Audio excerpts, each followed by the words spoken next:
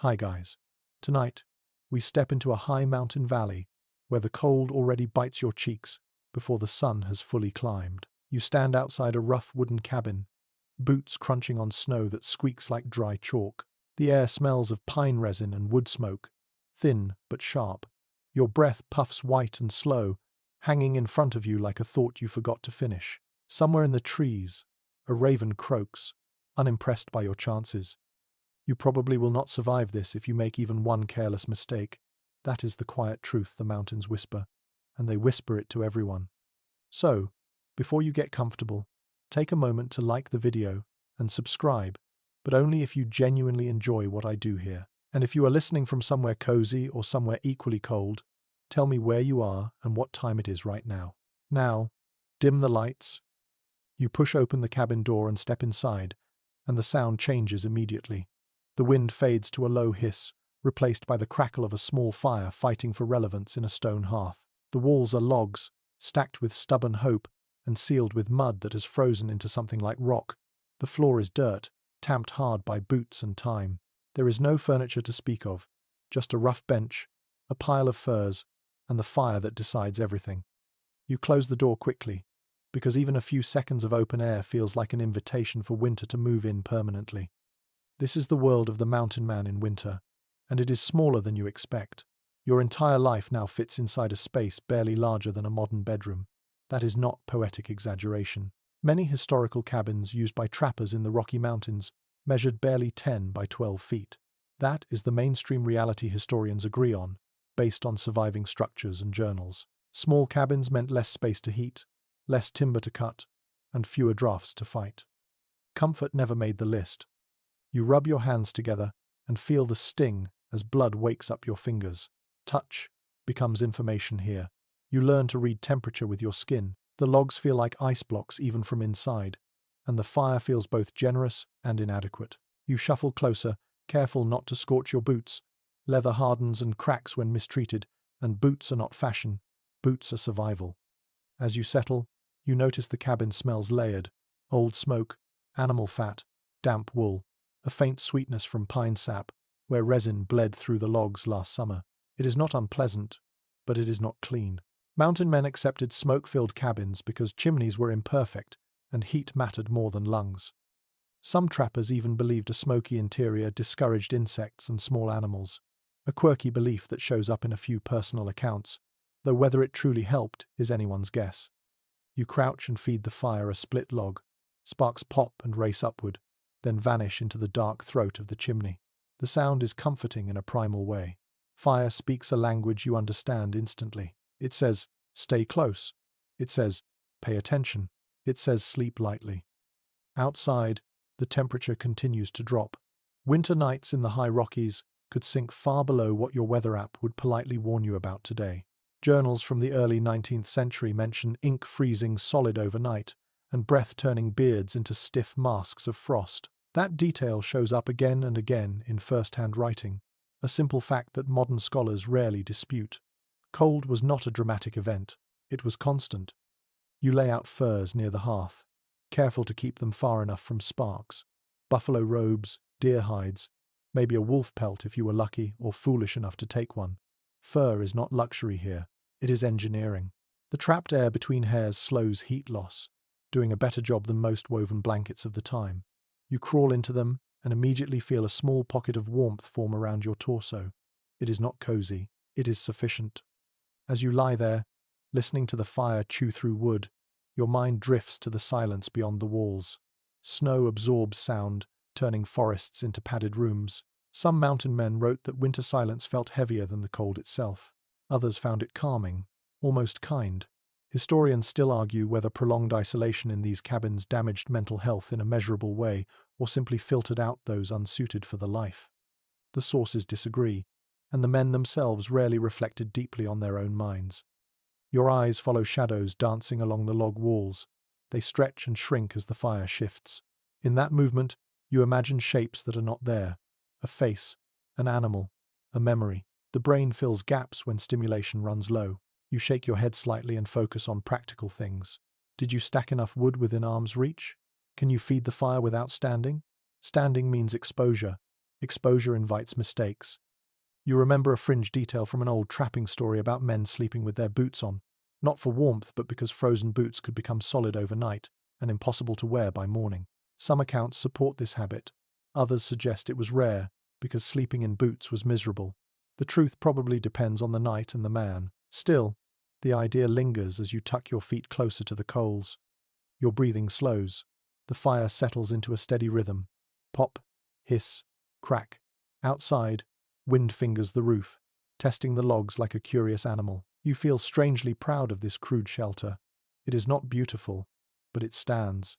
It keeps the worst of winter at bay, and in this landscape, that is a triumph. You drift, not quite asleep, not fully awake. Thoughts come in fragments. Tomorrow you will check traps. Tomorrow you will haul more wood. Tomorrow you will survive again. That is the rhythm of winter life here. One day stacked carefully on the next, like logs in a wall. For now, you stay still, letting warmth collect, listening to the small sounds that mean you are not freezing. Not yet. The cabin creaks softly as the temperature drops another degree. You pull the furs tighter and let your eyes close, knowing this is only the beginning of the season and that every night will ask the same question. Are you prepared enough to see morning? You wake before dawn because the cold tells you to. It presses gently at first, then with more insistence, seeping through the furs and reminding you that fire never sleeps, but it does get lazy. The embers have sunk low, glowing like tired eyes. You roll closer and stretch out an arm, feeling heat on your knuckles and frost on your back at the same time. This is how mornings begin here, balanced between warmth and warning. You sit up slowly, joints stiff, breath already visible inside the cabin. That detail alone tells you everything you need to know about the night. Even indoors, winter has made itself at home. Ice feathers lace the lower logs where moisture froze hours ago. It looks delicate, almost pretty, but you know better. Beauty out here often hides a threat. You feed the fire with wood you stacked carefully last night. That planning matters. Mountain men learned quickly that stepping outside barefoot or half-dressed in the dark could end badly. Frostbite does not announce itself with drama. It starts quietly, like a numb thought you forget to finish. So you keep fuel close, within reach of sleep, because preparation is a form of respect. As flames rise again, you think back to how this cabin came to exist at all. It was not built for comfort or longevity. It was raised because winter was coming, and delay meant death. Most mountain men constructed their cabins in late summer or early fall, racing against shortening days. That is a well-established historical fact, drawn from trapping journals and trading post records. Cabins went up fast, sometimes in a matter of days, using green logs cut nearby. Perfection was not the goal. Standing walls were. You imagine yourself weeks earlier, axe biting into pine, each swing sending a sharp scent into the air. Green wood is heavy and wet, harder to split, but easier to find. You notch logs roughly, fitting them together with patience rather than precision. The corners gape. Mud and moss get shoved into gaps by cold fingers. It is crude, but it works well enough to slow the wind. Some trappers even layered animal hair into the chinking, believing it added insulation. That quirky detail appears in a handful of accounts, though archaeologists rarely find clear evidence of it. Still, when resources were scarce, improvisation ruled. You used whatever the land allowed, because the land did not negotiate. The cabin's roof slopes steeply, built that way on purpose. Snow slides off instead of piling up until collapse. This was not advanced engineering, just hard-earned wisdom passed from one winter survivor to the next. Flat roofs failed. Low roofs held heat. Every design choice was written in frozen consequences. You stand and stamp your feet to wake them fully. The dirt floor feels like stone. There is no insulation beneath you, no crawl space, just earth locked solid by cold. Some mountain men slept on raised wooden platforms to escape ground chill, but many did not bother. Lumber took time, and time was always in short supply. Historians still debate whether raised sleeping platforms were common practice or a luxury few could afford. The evidence varies by region and individual. As the fire settles, you inspect the walls, fingers tracing cracks where light might sneak in later. Drafts are enemies you cannot see. You pack more mud into a seam, knowing it will freeze soon and harden. The process repeats all winter. Cracks open. You fill them. The cabin breathes and shifts like a living thing, responding to cold with complaint.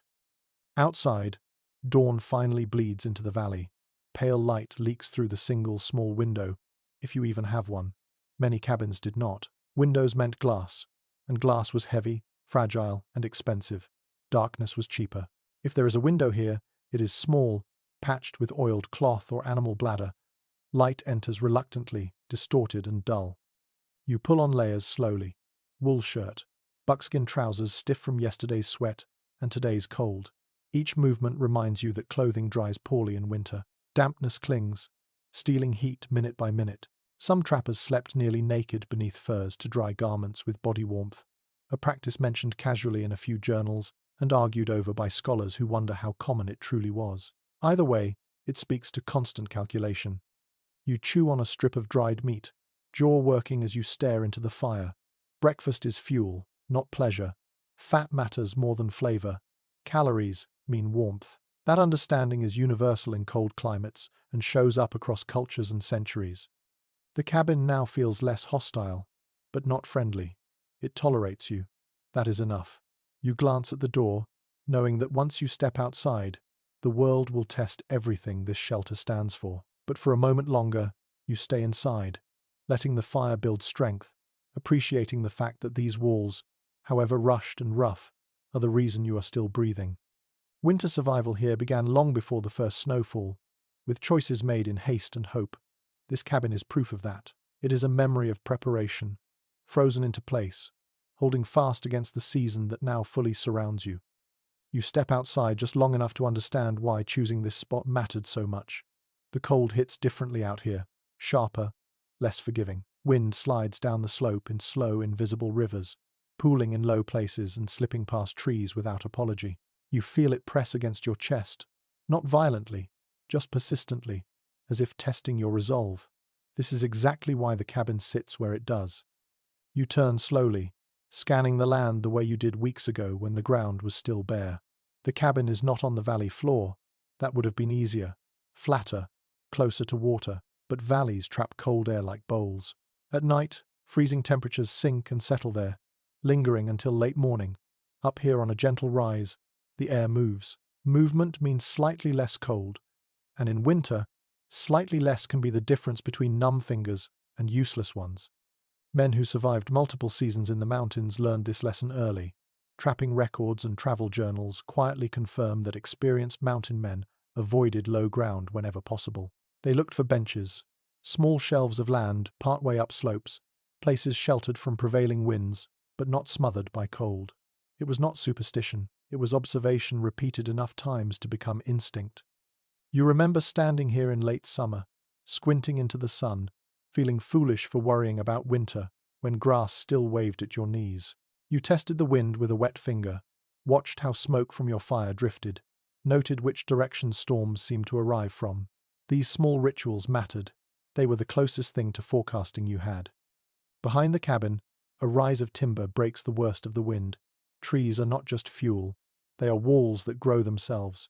Dense stands of spruce and pine slow gusts and reduce drifting snow. In open areas, snow piles deep and hard, burying doorways and smothering roofs.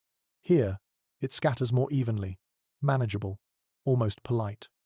You brush snow from your sleeves and step back inside, carrying that knowledge with you like another layer of clothing. The cabin feels more intentional now. Not lucky, chosen. Placement near water was another careful gamble. Streams freeze, but they do not vanish.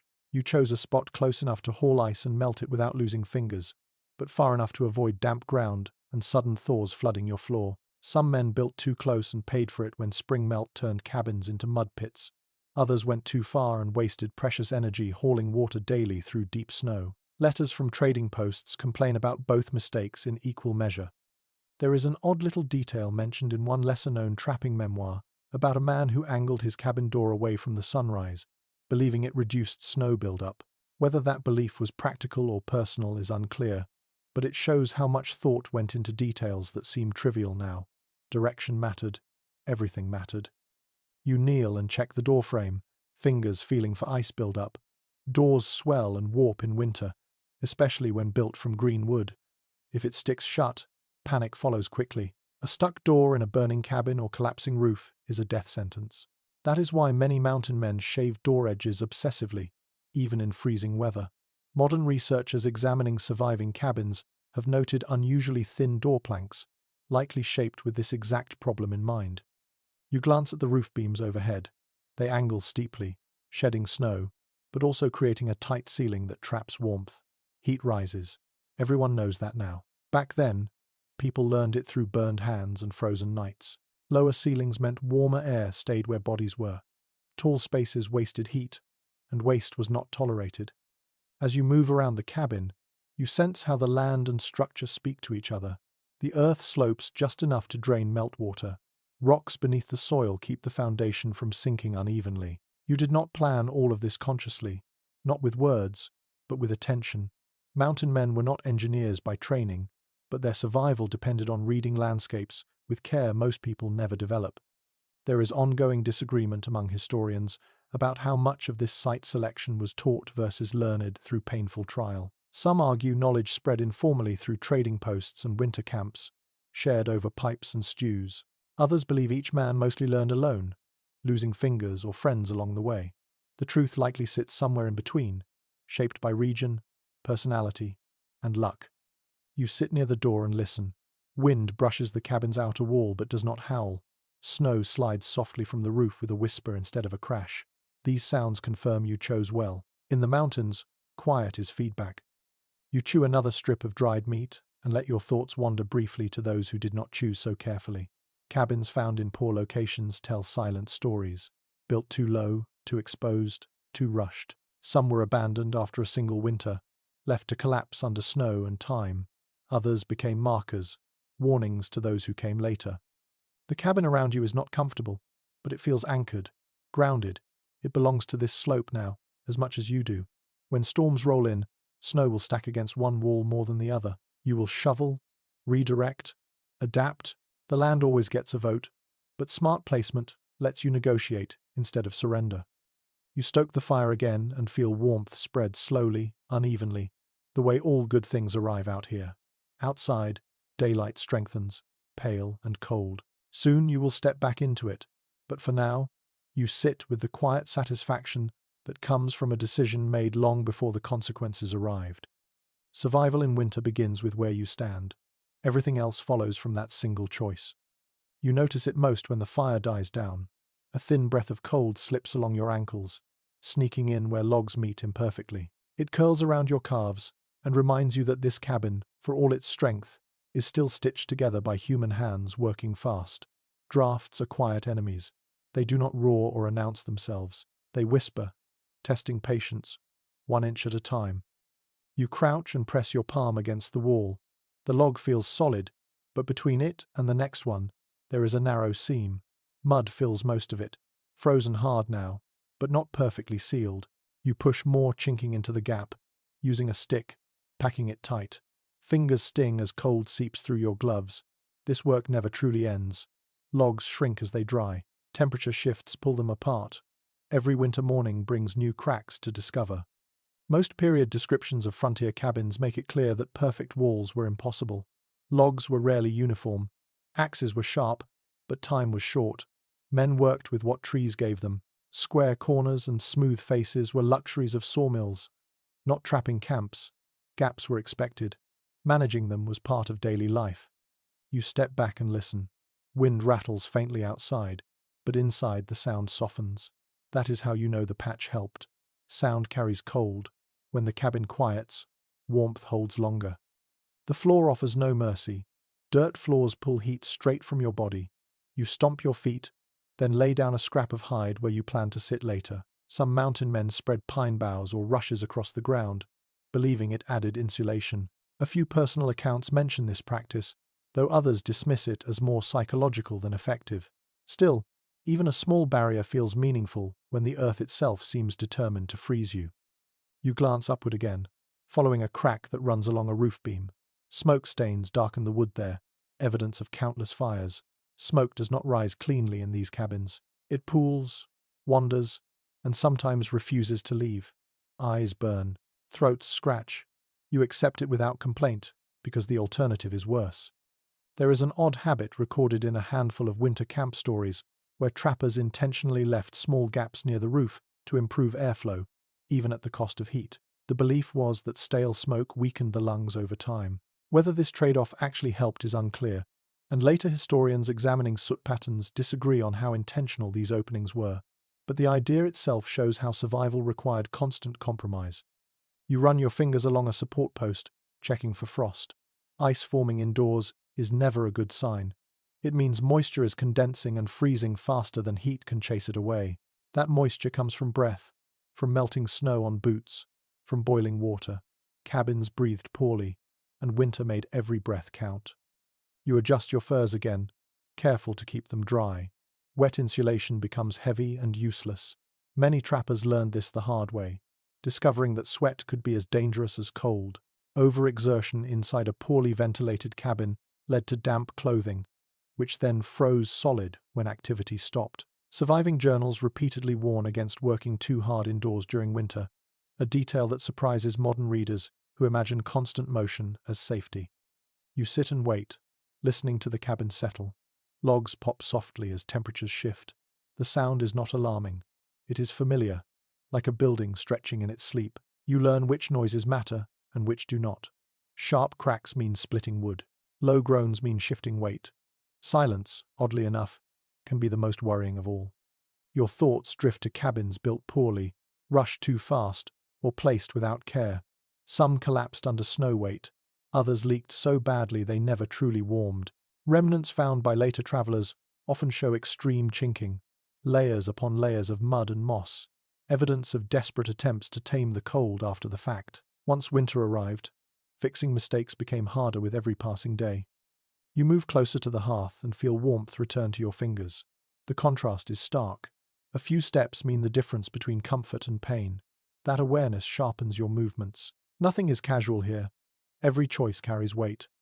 Researchers still disagree on how long most mountain men stayed in the same winter cabin. Some suggest many moved on after a single season, abandoning structures that were never meant to last. Others point to reused sites and repaired walls as signs of repeated occupation. The remains tell conflicting stories, shaped by region and resource. You press your back against the logs and feel their cold strength. They are not friendly, but they are loyal for now. The cabin holds because you keep tending it, watching it, listening to it. Survival here is not heroic, it is maintenance. As the fire steadies again, the drafts retreat, at least for the moment. You know they will return. They always do. Winter does not give up easily, but for now, the cabin breathes quietly, and you take that small victory without celebration. The fire becomes your calendar. Not the sun, not the stars, but the way flames rise and fall tells you when to move, when to rest, and when to stay very still. You kneel and coax it back to life, blowing gently until embers glow brighter, then sliding another split log into place. The smell of fresh wood catches in your nose, sharp and comforting at once. This fire is not just warmth, it is time itself. You never let it go completely. Letting the fire die in winter is an invitation you may not be able to undo. Many period accounts make it plain that men woke to frozen cabins where relighting a fire took precious minutes, minutes that could cost fingers or toes, so you feed it constantly, even through the night, rolling over half asleep to nudge a log into place. You keep the fire small but stubborn. A roaring blaze eats wood too quickly and fills the cabin with choking smoke. A weak fire fades into uselessness. Finding the balance takes practice. Mountain men learn to read flame color, smoke thickness, and sound. A steady crackle meant efficiency. A hiss warned of damp wood. Silence meant danger. You sit close enough to feel heat on your face while your back stays cold.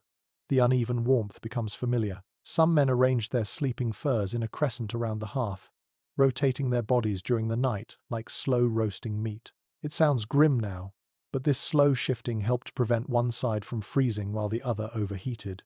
A few journals mention this practice with dry humor, proof that necessity rewires dignity quickly. The hearth itself is crude, stones stacked without mortar, blackened by years of soot. Chimneys in these cabins were often little more than widened flues made of sticks and mud. Sparks escaped, smoke lingered. Fires sometimes backdrafted in heavy winds, filling the cabin in seconds. Surviving records describe men crawling outside on hands and knees, coughing and half blind, to clear smoke. These were not rare accidents. They were accepted risks. You keep a small pile of snow near the door, just in case. Not for drinking, for fire control. Throwing snow on runaway flames could mean the difference between a close call and losing everything. Some mountain men even slept with water buckets or damp hides within reach, though keeping liquid water unfrozen was its own challenge. Accounts differ on how often these precautions were used, but the fear behind them is consistent. You notice how the fire shapes the cabin's interior. Shadows stretch longer when flames dip. Heat pools low, leaving the upper logs rimmed with frost. You stay low, instinctively, because warmth clings near the ground. Standing too long chills you faster than sitting. This understanding did not come from theory. It came from shivering. There is a small, strange detail mentioned in one winter camp story about men talking to their fires.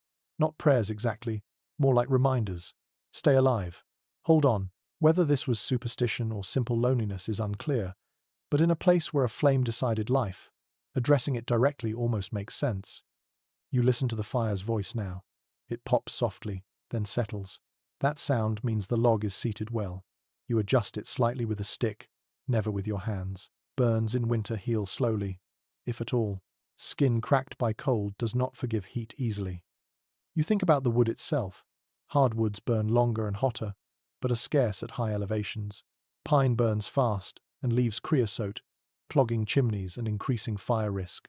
Most mountain men burned whatever they could get, learning through experience which species worked best for overnight coals. Notes from trading posts suggest men often preferred fir and spruce when available, a pattern supported by charcoal remains found at old cabin sites. The fire demands constant attention, but it also gives structure to your thoughts. You plan your day around it. Before leaving to check traps, you bank the coals. Before sleeping, you stack wood within arm's reach. Even your dreams seem tied to its rhythm. When it flares, you stir. When it settles, you drift. There is no clock here, but you know how long a log will last. You know when to wake before cold wakes you instead. That knowledge is learned slowly, through nights that go wrong and mornings that hurt. Some modern historians question how sustainable this constant firekeeping truly was, suggesting men must have endured nights of extreme cold regardless. Others argue the evidence of heavy charcoal buildup points to near-continuous burning. The truth likely varied, shaped by fuel supply and personal tolerance. You lean back against the wall, eyes heavy, fire steady. Outside, the world freezes deeper into itself. Inside, you remain tethered to a small circle of light and heat, guarding it as carefully as it guards you. In this cabin, fire is not comfort. It is survival, measured in glowing embers and careful breaths. You stack firewood the way other people stack money, neatly, within reach, counted again and again. Each piece represents time, minutes of warmth, a margin of safety. You kneel by the wall and run your hand over the pile, feeling bark, sap, rough grain. The smell of split wood clings to your gloves and follows you everywhere, even into sleep. Gathering fuel never truly ends in winter. You might have cut and hauled wood before snowfall, but that pile shrinks faster than you expect. Cold eats fuel greedily. Fires burn longer hours. Mistakes cost more. Men who survived these winters learned that having just enough wood was the same as having too little. Old trapping journals and trading post ledgers consistently show that winter routines revolved around fuel collection as much as food. Days were planned around how far a man could travel, how much he could haul, and how quickly darkness would erase the trail home. Wood was weight. Snow made every step heavier. Still, you went out again and again, because the alternative waited quietly inside the cabin. You remember dragging logs across crusted snow, breath rasping, shoulders burning. You learned to move slowly, deliberately, avoiding sweat. Sweat in winter was betrayal. Damp clothes stole heat once movement stopped. Many first-hand accounts warn against rushing work in cold weather, advice that reads strangely calm considering the stakes. The lesson came from pain. You split logs close to the cabin to avoid hauling smaller pieces far. The axe rang sharp in the cold air, sound traveling farther than expected. Each strike sent a vibration up your arms, numbing fingers despite thick gloves. You learned to rest often, leaning on the axe handle, listening to your heart slow before continuing. There is a curious detail mentioned in one mountain winter account about men preferring slightly damp wood for overnight burns.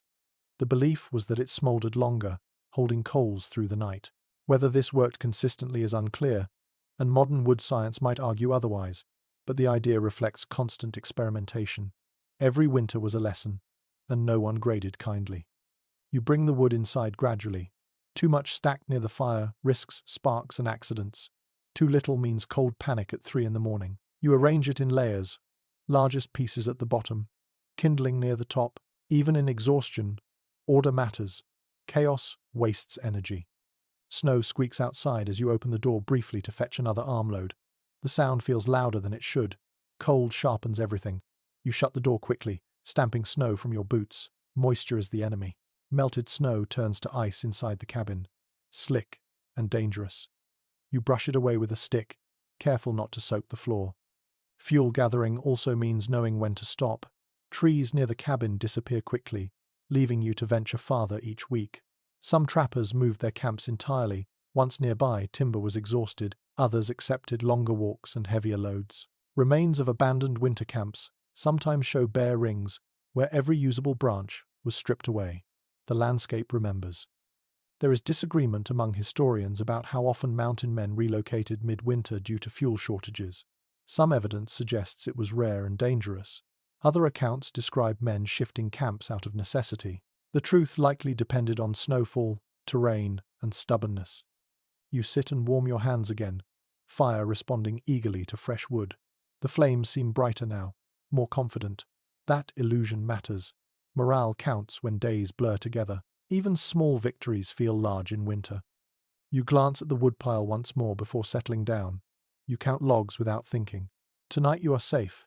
Tomorrow you will count again. This constant measuring becomes second nature, as automatic as breathing. Outside, twilight fades early. Inside, the cabin holds steady. The fire hums quietly. The wood waits its turn. And you understand something deeply simple. Survival here is not dramatic. It is arithmetic. Pieces of wood, hours of heat, one careful decision stacked on another until spring feels possible again. You sleep closer to the fire than instinct would normally allow. Not because it feels safe, but because distance equals cold, and cold steals rest one slow minute at a time. You arrange your body carefully, turning slightly on one side, then the other, testing where warmth reaches deepest. The hearth glows low and steady, painting the logs with a soft orange pulse that rises and fades like breathing. This is where sleep happens, if it happens at all. There is no bed in the modern sense. What you have is a layered compromise, a hide on the ground, furs piled thick enough to trap heat but not so thick that sparks become a danger, sometimes a rolled blanket underneath, more for padding than warmth. You lower yourself slowly, easing stiff muscles, feeling the dirt floors cold even through layers. It presses upward, reminding you that the earth does not care how tired you are. Most surviving descriptions of mountain winter camps agree on one thing. Sleeping arrangements were dictated by heat first, comfort last. Men slept where warmth reached them, not where it felt pleasant. That meant near the hearth, often uncomfortably close. Burn marks found on old cabin floors and hearthstones support this, showing how close bodies came to flames night after night. You pull furs up around your shoulders and tuck your chin down. Exposed skin is wasted heat.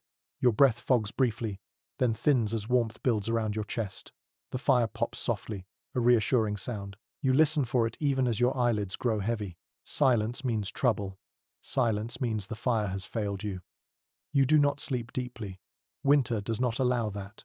Instead, you drift in shallow waves, waking often without fully opening your eyes. You shift position when one side grows too cold or too hot. You learn to move without thought, rolling closer to the hearth, then inching away.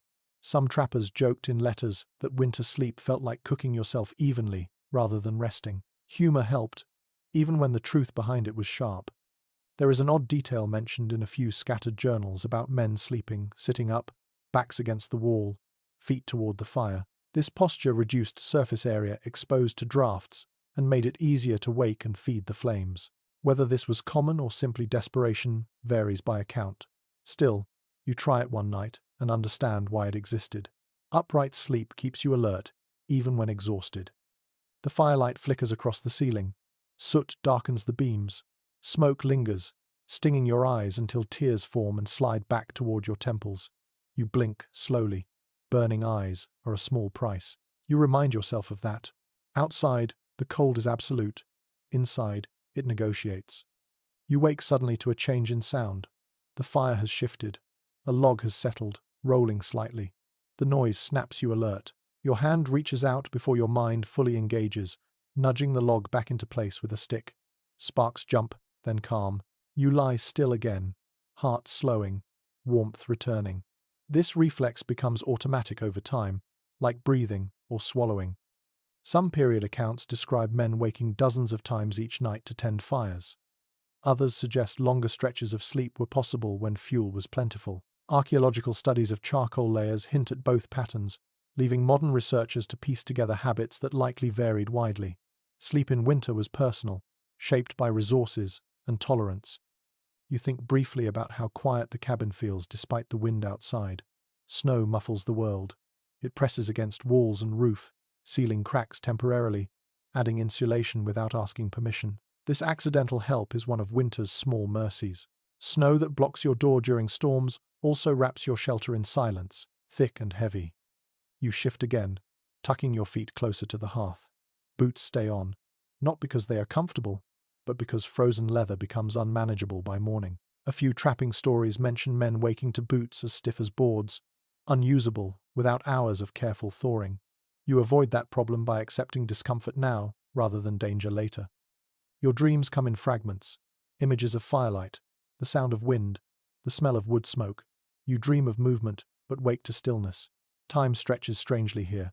Hours feel like moments. Moments feel endless. Without a clock, your body learns its own schedule, tied to heat and hunger. You stir again, half awake, half not. The fire has dimmed. You reach for another log, feed it gently, then settle back. The warmth builds slowly. Patience matters. Too much wood smothers the coals. Too little fades away. Balance returns, and with it, the fragile permission to rest. There is a small, unsettling detail noted in a few winter accounts about men waking with frost forming on their blankets, even near the fire. Breath condensed and froze where warmth thinned. You brush at a faint crust near your shoulder and feel it crumble. It does not alarm you. It informs you. The cabin is holding, but barely. You listen to the cabin itself. Logs creak softly as temperatures shift. Roof beams settle. These sounds are familiar now, no longer threatening. You learn which noises signal danger and which are simply the structure adjusting. This knowledge lets you relax just enough to drift again. Some historians suggest that this broken sleep took a toll on mountain men over long winters, dulling reflexes and clouding judgment. Others argue the human body adapts remarkably well to segmented rest, especially when survival demands it. The debate remains unresolved, shaped by limited sources and varied experiences. You wake once more, not from cold or sound, but from habit. The fire still glows. The cabin holds. Outside, the night remains deep and unmoving. You pull the furs tighter and let your breathing slow. Sleep returns in small pieces, stitched together by warmth and vigilance. It is not the sleep of safety. It is the sleep of endurance. And as you lie there, wrapped in firelight and shadow, you understand something clearly. Surviving winter here does not mean resting well.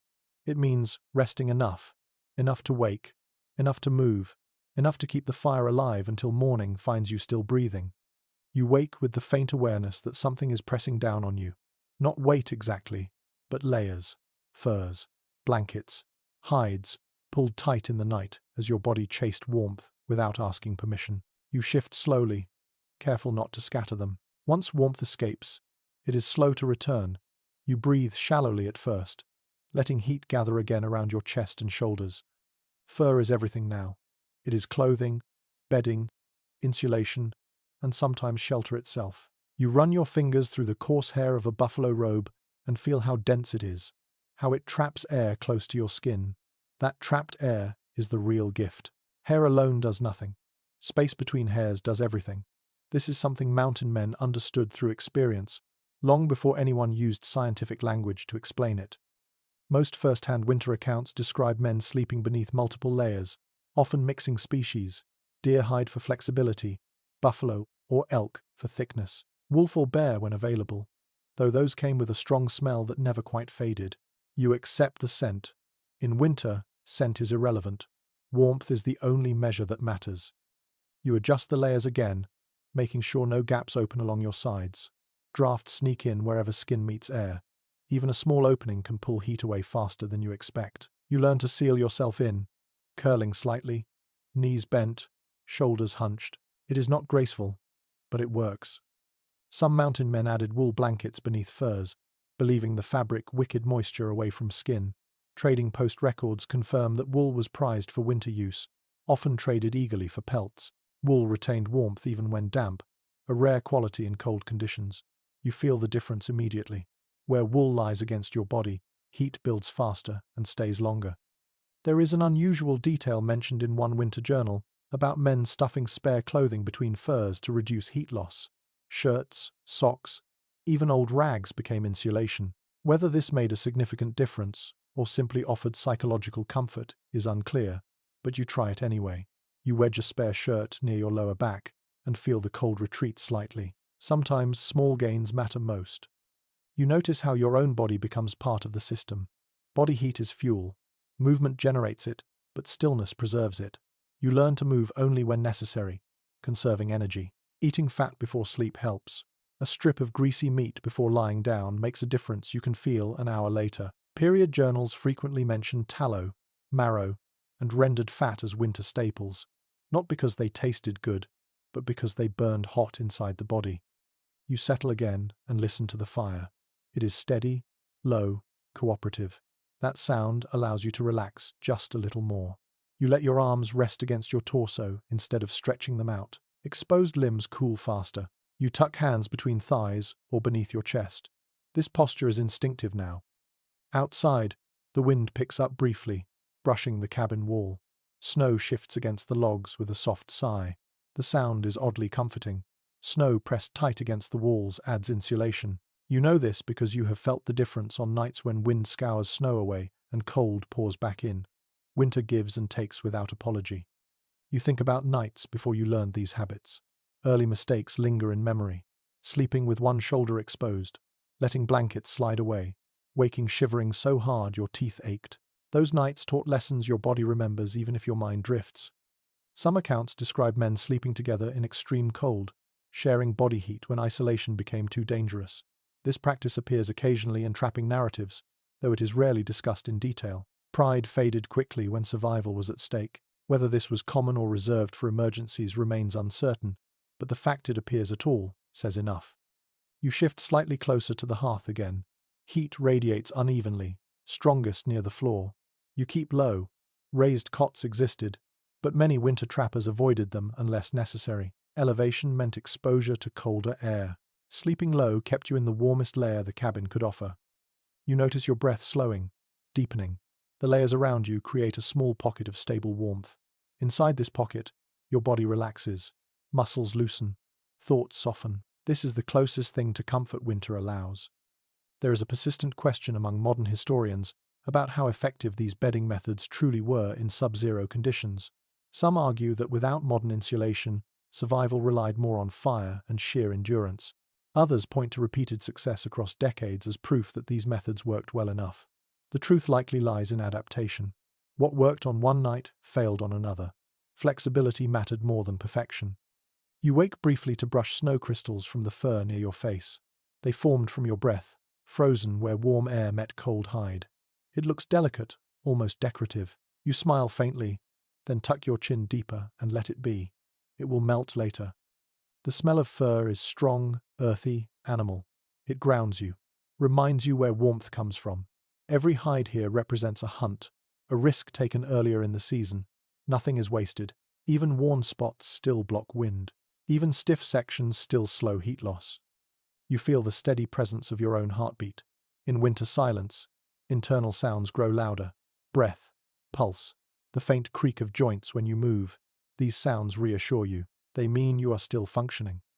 You adjust once more, pulling the top layer higher over your neck. The fire shifts, sending a small wave of warmth across your face.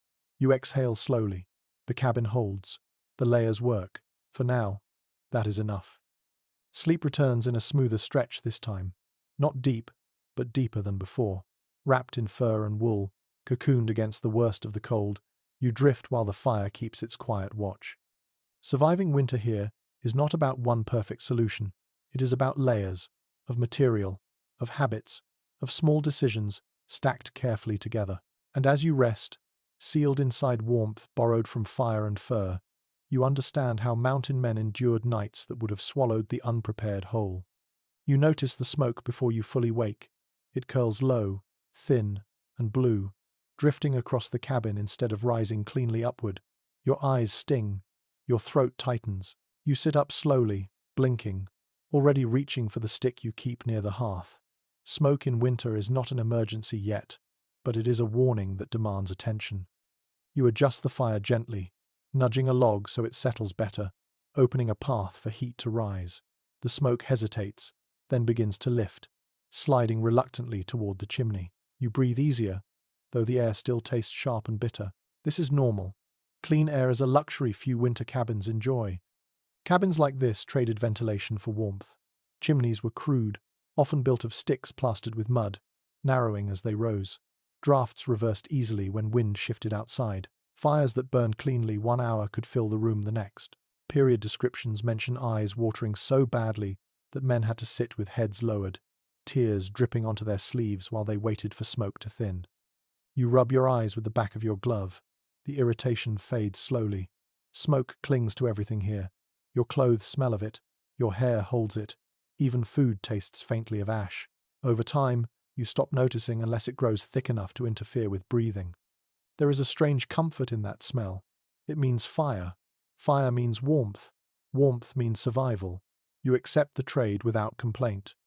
Some winter camps reportedly kept doors cracked open during daylight hours to clear smoke, even at the cost of heat. Others cut small vents near the roof. Whether these openings were planned or simply gaps that never closed properly is hard to say. Surviving cabins show irregular airflow patterns that suggest both intention and accident played a role. You crouch near the hearth and feel warmth on your face while cold still clings to your back. Smoke rolls across the ceiling, leaving black stains that spread wider each week. Those stains tell a story. They mark where fires burned longest, where men spent most of their time. Later travelers used soot patterns to judge how a cabin had been used, reading walls like quiet records. Your breathing settles again, slow, measured, shallow enough to avoid pulling too much smoke into your lungs. Mountain men learned to breathe carefully indoors, especially during storms when ventilation dropped further. Some accounts mention men stepping outside briefly just to draw a few clean breaths, braving the cold to escape choking air. There is a small detail, mentioned in one trapping narrative, about men chewing pine needles or spruce tips inside smoky cabins, believing it helped clear the lungs. Whether this had any real effect is uncertain, but you can imagine the sharp taste cutting through smoke, waking the senses. You consider trying it later if the air worsens. The fire flares briefly, then calms. You adjust the damper as best you can, though control is limited. This cabin was never meant to be airtight or efficient. It was meant to exist just long enough. You sit back and listen to the wind outside. It shifts, changing pressure around the chimney. Smoke responds immediately, thickening again before thinning once more. You learn to predict these changes. Wind from one direction means clear air. Another means trouble. This awareness becomes instinctive, like knowing when ice will crack beneath your weight. Smoke has other consequences. It dries eyes. It irritates skin already cracked by cold. It leaves soot that mixes with sweat and dirt, forming a gritty layer on your face and hands. You wipe your palms on your trousers and shrug. Cleanliness fades as a priority when warmth dominates everything else. Some modern researchers suggest prolonged smoke exposure likely affected lung health among mountain men, though few lived long enough or wrote clearly enough for patterns to emerge. Others argue the intermittent nature of winter camps limited damage. The evidence remains scattered, shaped by incomplete records and hard lives. You think about how smoke also served a purpose beyond heat. It discouraged insects and small animals. Mice still came, bold and persistent, but insects vanished quickly once fires burned daily. This unintended benefit mattered less in winter, but it lingered in memory from warmer months. You shift position, stretching your legs carefully. Movement stirs the air, sending smoke swirling again. You pause, letting it settle. Everything here requires patience. Quick actions create problems that linger. Your eyes drift to the walls again, to the darkened beams and streaks of soot. They are proof of countless fires, countless nights survived. Each stain represents warmth held long enough to matter. You find comfort in that thought. The smell of smoke mixes with fir and wood, forming a scent that defines winter. Years later, men wrote that catching a hint of wood smoke in towns or settlements could pull them instantly back to these cabins, to cold nights and watchful fires. Memory anchors itself to smell more than anything else. You hear a faint crack from the hearth as a log shifts again. Sparks leap, then die. You lean forward and adjust it, careful, practiced. Your hands know this work now. You no longer think about where to place wood or how to angle it. The motions flow easily, guided by experience. There is a brief moment when smoke clears almost entirely, revealing clean air and brighter firelight. You breathe deeply, enjoying it while it lasts. Moments like this never stay. Winter does not allow perfection. You settle back into your furs and let your shoulders relax. The smoke thins to a tolerable haze. Your eyes stop burning. Your breathing evens out. This balance will hold for a while. Outside, snow continues to fall, soft and relentless. It presses against the cabin, sealing cracks, muting sound. Inside, smoke drifts, fire glows, and you exist in the narrow space between suffocation and freezing. It is not ideal. It is workable. Some historians argue that enduring these conditions required a level of tolerance modern people rarely imagine. Others believe adaptation happened quickly, that the human body and mind adjusted faster than expected. Standing here now, eyes watering, lungs burning slightly, you suspect both are true. You close your eyes briefly, trusting your ears to wake you if the fire changes. Smoke becomes background again, part of the cabin's breathing. You remain alert but not tense, settled into a state winter demands. Survival here is not about eliminating discomfort, it is about choosing which discomfort you can live with. Smoke stings, but cold kills. You choose smoke, again and again, until the choice feels natural. The fire crackles softly. The cabin holds. The air, though imperfect, is enough, and you remain, steady and watchful, letting the smoke drift where it must while you focus on staying warm until daylight returns.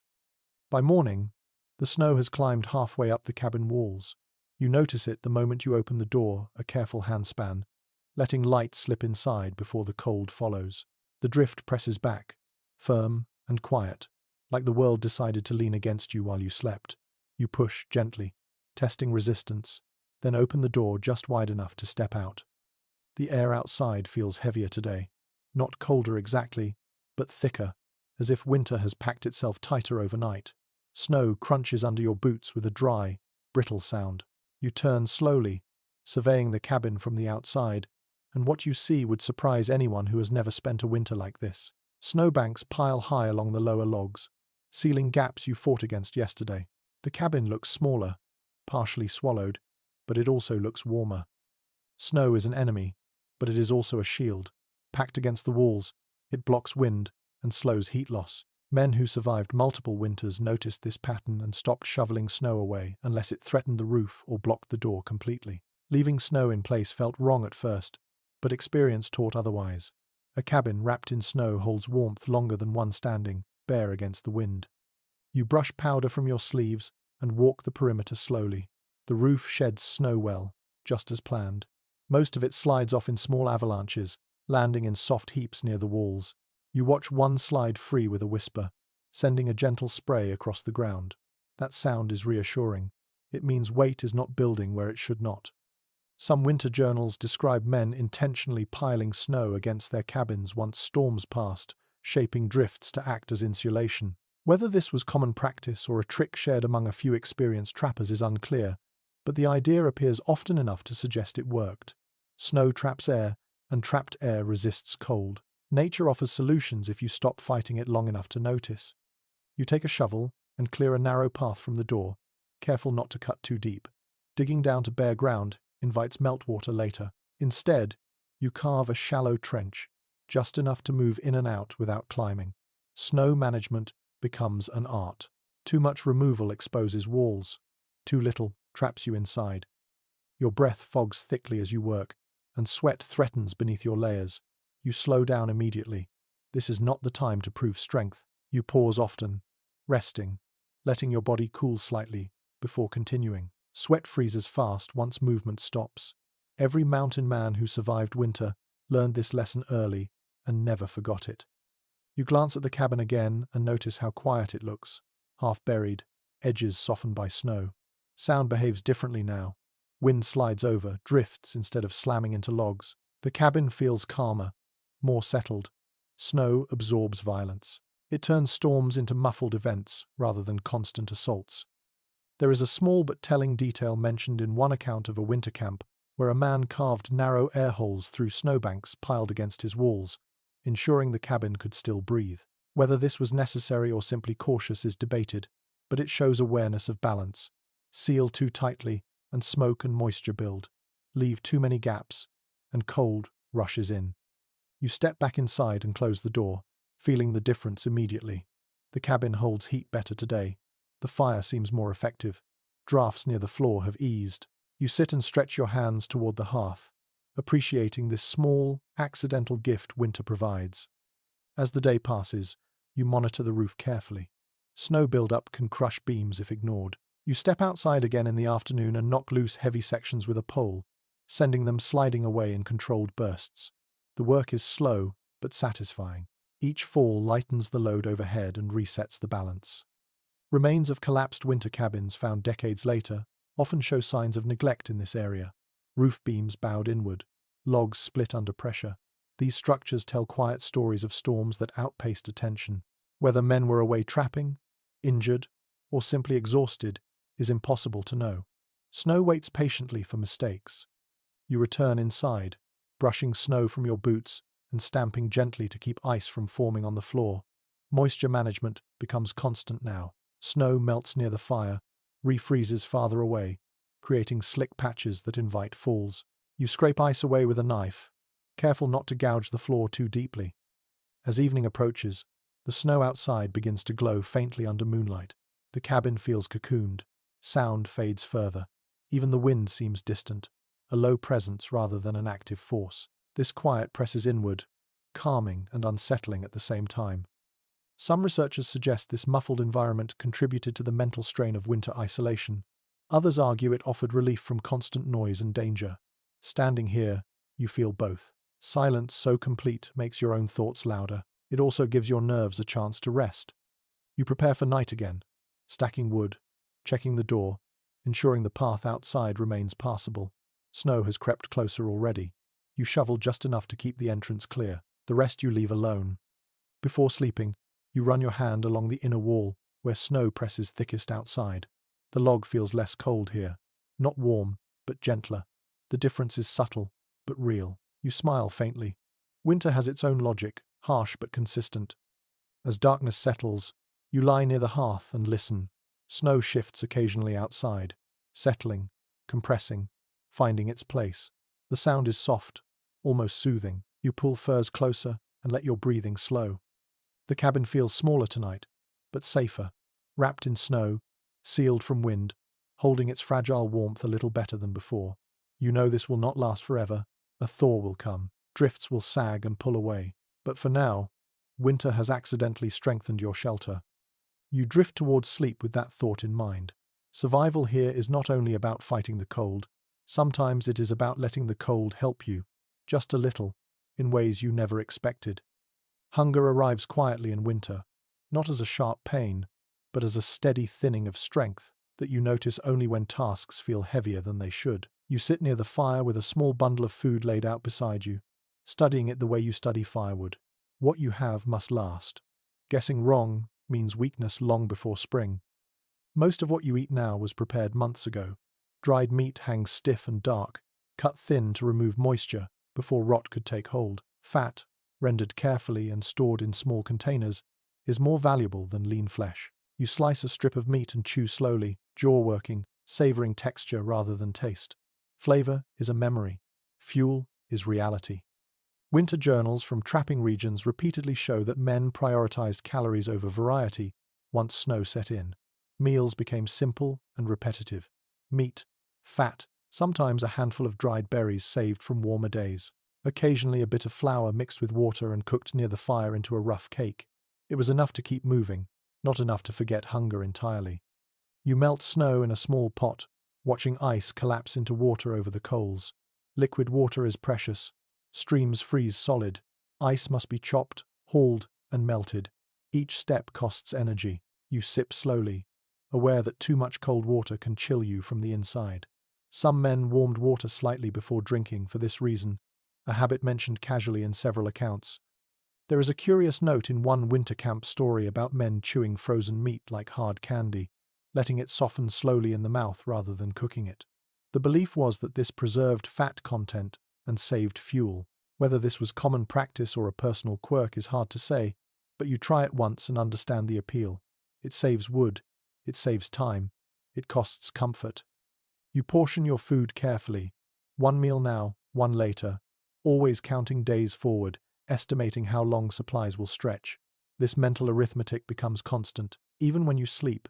Part of your mind keeps tally. Hunting still happens, but it is different now. Snow makes tracks visible, but animals move less. Energy conservation rules their lives as much as yours. You rely more on traps than pursuit. Setting them required planning before winter. Choosing locations animals would still use once cold settled in. Mistakes made earlier show themselves now. You think about a snare line you checked yesterday. One rabbit. Thin, but welcome. Small victories matter. Even a little fresh meat lifts spirits. You cooked it slowly, savoring the smell as much as the nourishment. The scent of fresh food in winter feels almost unreal. Some trapping records mention men eating every usable part of an animal during winter, including organs often discarded in warmer months. This was not desperation. It was efficiency. Nothing went to waste. Even bones were cracked for marrow, boiled until they surrendered every bit of nutrition. The practice appears consistently across regions, suggesting it was standard knowledge rather than last resort. You scrape grease from a container and add it to your meal. Fat melts quickly, coating meat, adding richness. You feel its effect within an hour, warmth building more easily in your core. Calories matter more now than fullness. You stop eating before you feel satisfied. Saving food is as important as consuming it. The smell of cooking lingers briefly, then fades back into smoke and fur. You clean the pot carefully. Residue attracts mice. Mice attract larger problems. Winter guests arrive whether invited or not, and food management determines how bold they become. You tuck remaining supplies away, hanging some from rafters, burying others beneath hides. Storage is a puzzle. Keep food too close to heat and it spoils. Too far and it freezes solid. You learn the cabin's temperature zones the way you learned fire behavior. There is ongoing discussion among historians about how often mountain men actually face starvation during winter. Some argue accounts exaggerate hardship to enhance later storytelling. Others point to trade records showing consistent shortages. The truth likely varied widely. Preparation, luck, and experience decided outcomes more than bravado. You lean back and let the meal settle. Your stomach feels heavy, but your body warms. This is the balance you seek. Enough food to fuel heat without exhausting supplies. It is a careful dance repeated daily. Night approaches again. You stoke the fire and plan tomorrow's tasks around energy. Check traps close to the cabin. Gather small wood if needed. Avoid unnecessary movement. Winter punishes waste. Before lying down, you chew one last small piece of fat. It coats your mouth, unpleasant but effective. You swallow and feel comfort knowing your body will burn it slowly through the night. You wrap yourself in furs and settle near the hearth. Hunger recedes to a dull background presence. It never leaves completely. It waits, patient, reminding you not to grow careless. As sleep approaches, you understand something fundamental. Winter survival here is not about abundance. It is about control, of food, of fire, of your own impulses. Those who mastered that control lived to see thawed ground again. The fire glows steady. The cabin holds. Your body rests, fed enough to endure another cold stretch. Tomorrow you will count supplies again, measure portions again, and keep moving forward, one careful meal at a time. Morning light arrives thin and pale, slipping through the small opening that passes for a window. It does not warm anything. It simply reveals what the night left behind. You sit up slowly, joints stiff, listening first. The cabin sounds the same, fire breathing quietly, logs settled, no new groans from the roof. That is good news. Today is a hunting day, but not the kind filled with movement and chase. Winter hunting is mostly waiting, listening, reading small signs that most people never notice. You dress carefully, layering in a way that balances warmth with mobility. Too much bulk slows you. Too little invites cold into your bones. You check your gear one piece at a time. Knife sharp, traps ready, cordage untangled, ammunition, if you have any, counted again. Every item must justify its weight. Snow turns even light loads into burdens. You eat a small portion before leaving, just enough to prime your body without burning through supplies too quickly. Outside, the world feels still in a way that almost seems staged. Snow smooths everything. Tracks stand out clearly, each one a sentence written overnight. You crouch and study them near the cabin. Rabbit, fox, something heavier passed earlier, but the trail fades where wind scoured the surface. You decide not to follow that one. Energy must be spent where odds are highest. Most winter hunting relied on traps rather than pursuit, according to surviving records. Running animals through deep snow exhausted hunters faster than prey. Traps worked while you rested. They worked while you slept. That efficiency mattered more than pride. You move along your trap line slowly, stepping where previous footprints packed snow firm. Breaking new trail costs energy. Each step sinks slightly, then holds. The forest feels hushed. Snow absorbs sound, leaving only the soft scrape of your boots and the faint creak of trees shifting under cold. You reach the first trap and kneel. Empty. The bait is gone, but the mechanism untouched. A miss. You reset it patiently, adjusting placement slightly. Small changes matter. You learn that after days of failure early in the season. At the next trap, you find success. A rabbit. Still. You pause for a moment, offering a quiet acknowledgement. Not gratitude exactly. Respect. You dispatch it quickly, minimizing struggle. Cold makes everything brittle, including mercy. You work efficiently, hands numb but practiced. You secure the animal and continue. 2 more traps. One empty, one sprung but empty, likely triggered by snow weight. You reset it, making a note in your mind to adjust tension tomorrow. Winter forces constant refinement. There is a strange detail mentioned in one winter hunting account about men listening for silence rather than sound. Birds vanish from certain areas when predators linger. The absence itself becomes information. You notice that now. A stretch of woods feels empty. You move on without questioning why. As you work, you stay aware of your own body. Breathing steady, pace slow, sweat avoided. You stop often, leaning against a tree, letting heat settle. Overexertion invites disaster later, when movement stops and dampness turns to ice. You think about larger game and how rarely it appears now. Deer move less. Elk retreat to lower ground. Hunting them in winter required planning and often cooperation, something mountain men did not always have. Many relied on autumn stores to carry them through, supplementing with small game when possible. You head back toward the cabin before fatigue sets in. Turning around early feels wrong at first. You could push farther, check one more trap, but experience teaches restraint. Getting back safely matters more than squeezing out one extra chance. Back inside, the cabin welcomes you with smoke and warmth. You hang the rabbit to cool briefly, then begin cleaning it near the hearth. Steam rises as cold flesh meets warm air. The smell is sharp and immediate, filling the small space. Your stomach tightens with anticipation.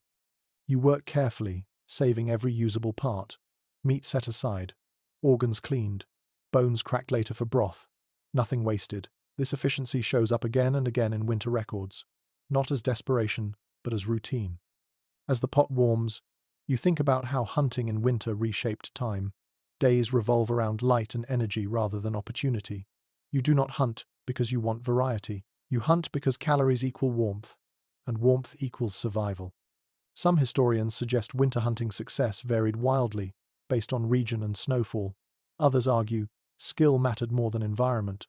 Standing here, hands working automatically, you suspect both are true. Preparation meets chance, and winter decides which one matters more on any given day. You eat later, slowly, savoring fresh meat. The taste feels almost shocking after days of dried food. It lifts your mood more than you expect. Freshness reminds you that life still moves beneath the snow, waiting. As evening returns, you clean tools and reset your mind for another night. Hunting days are tiring in a deep way.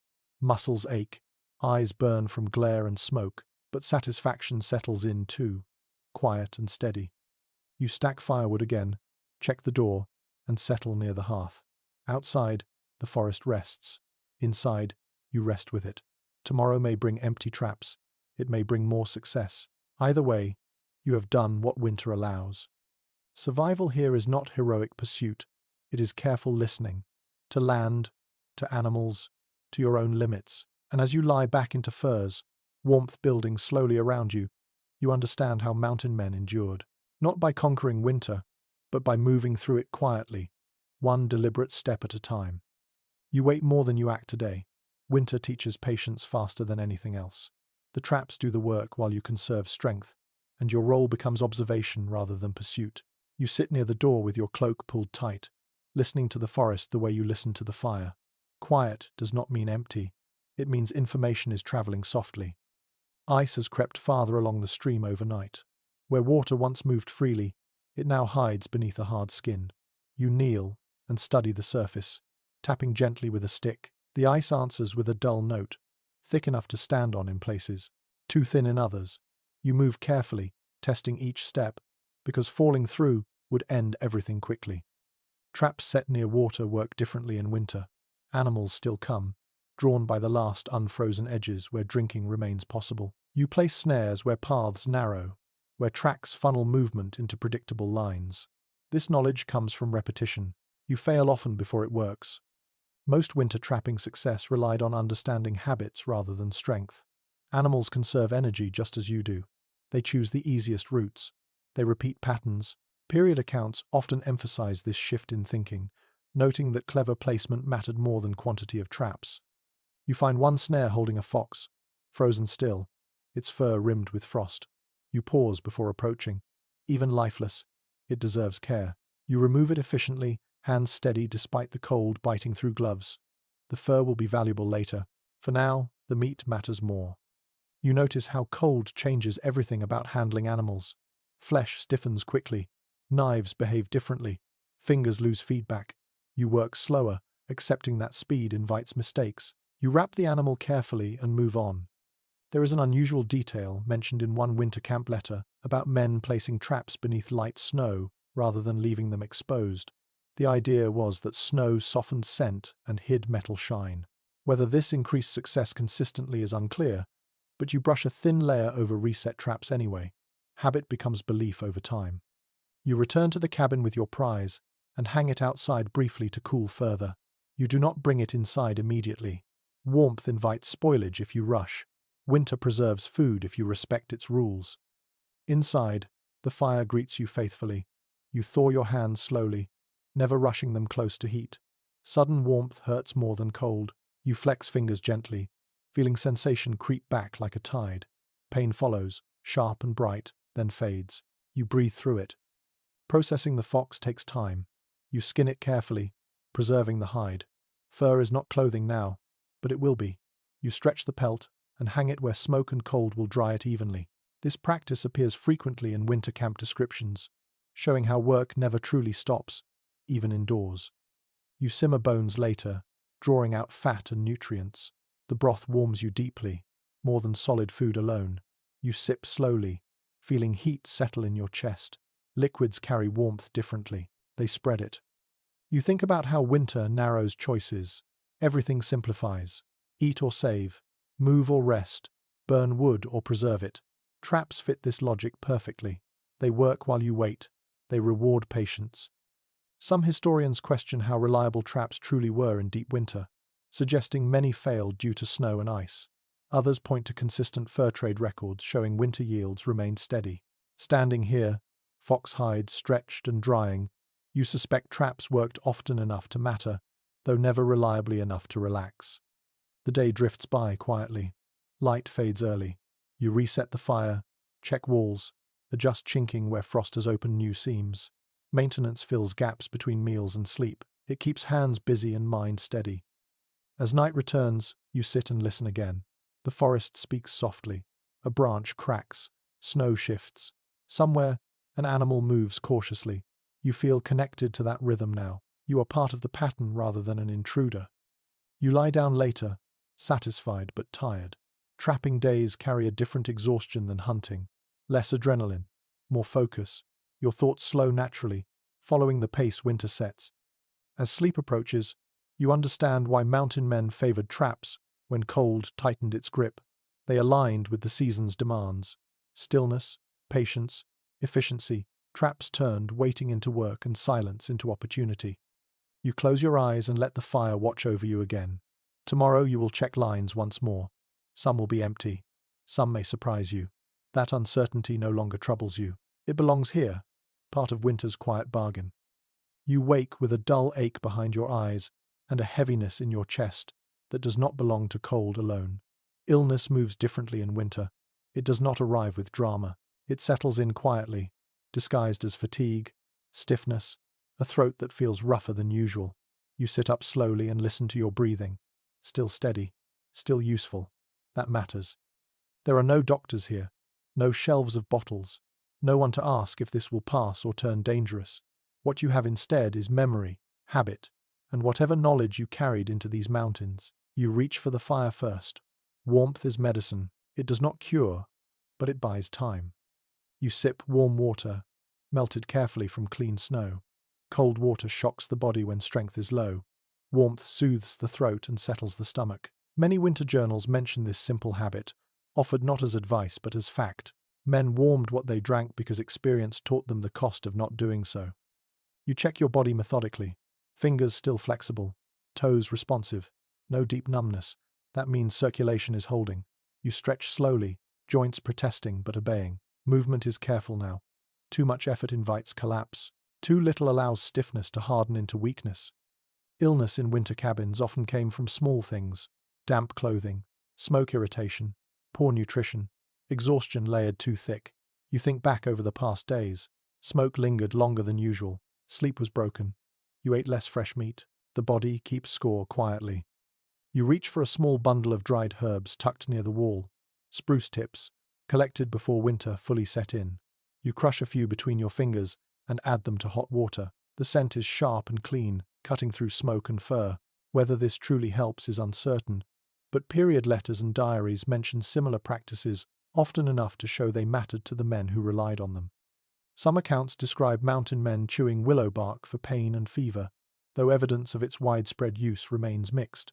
Others mention strong teas made from whatever green remained accessible. You use what you know, not because you are confident, but because doing nothing feels worse.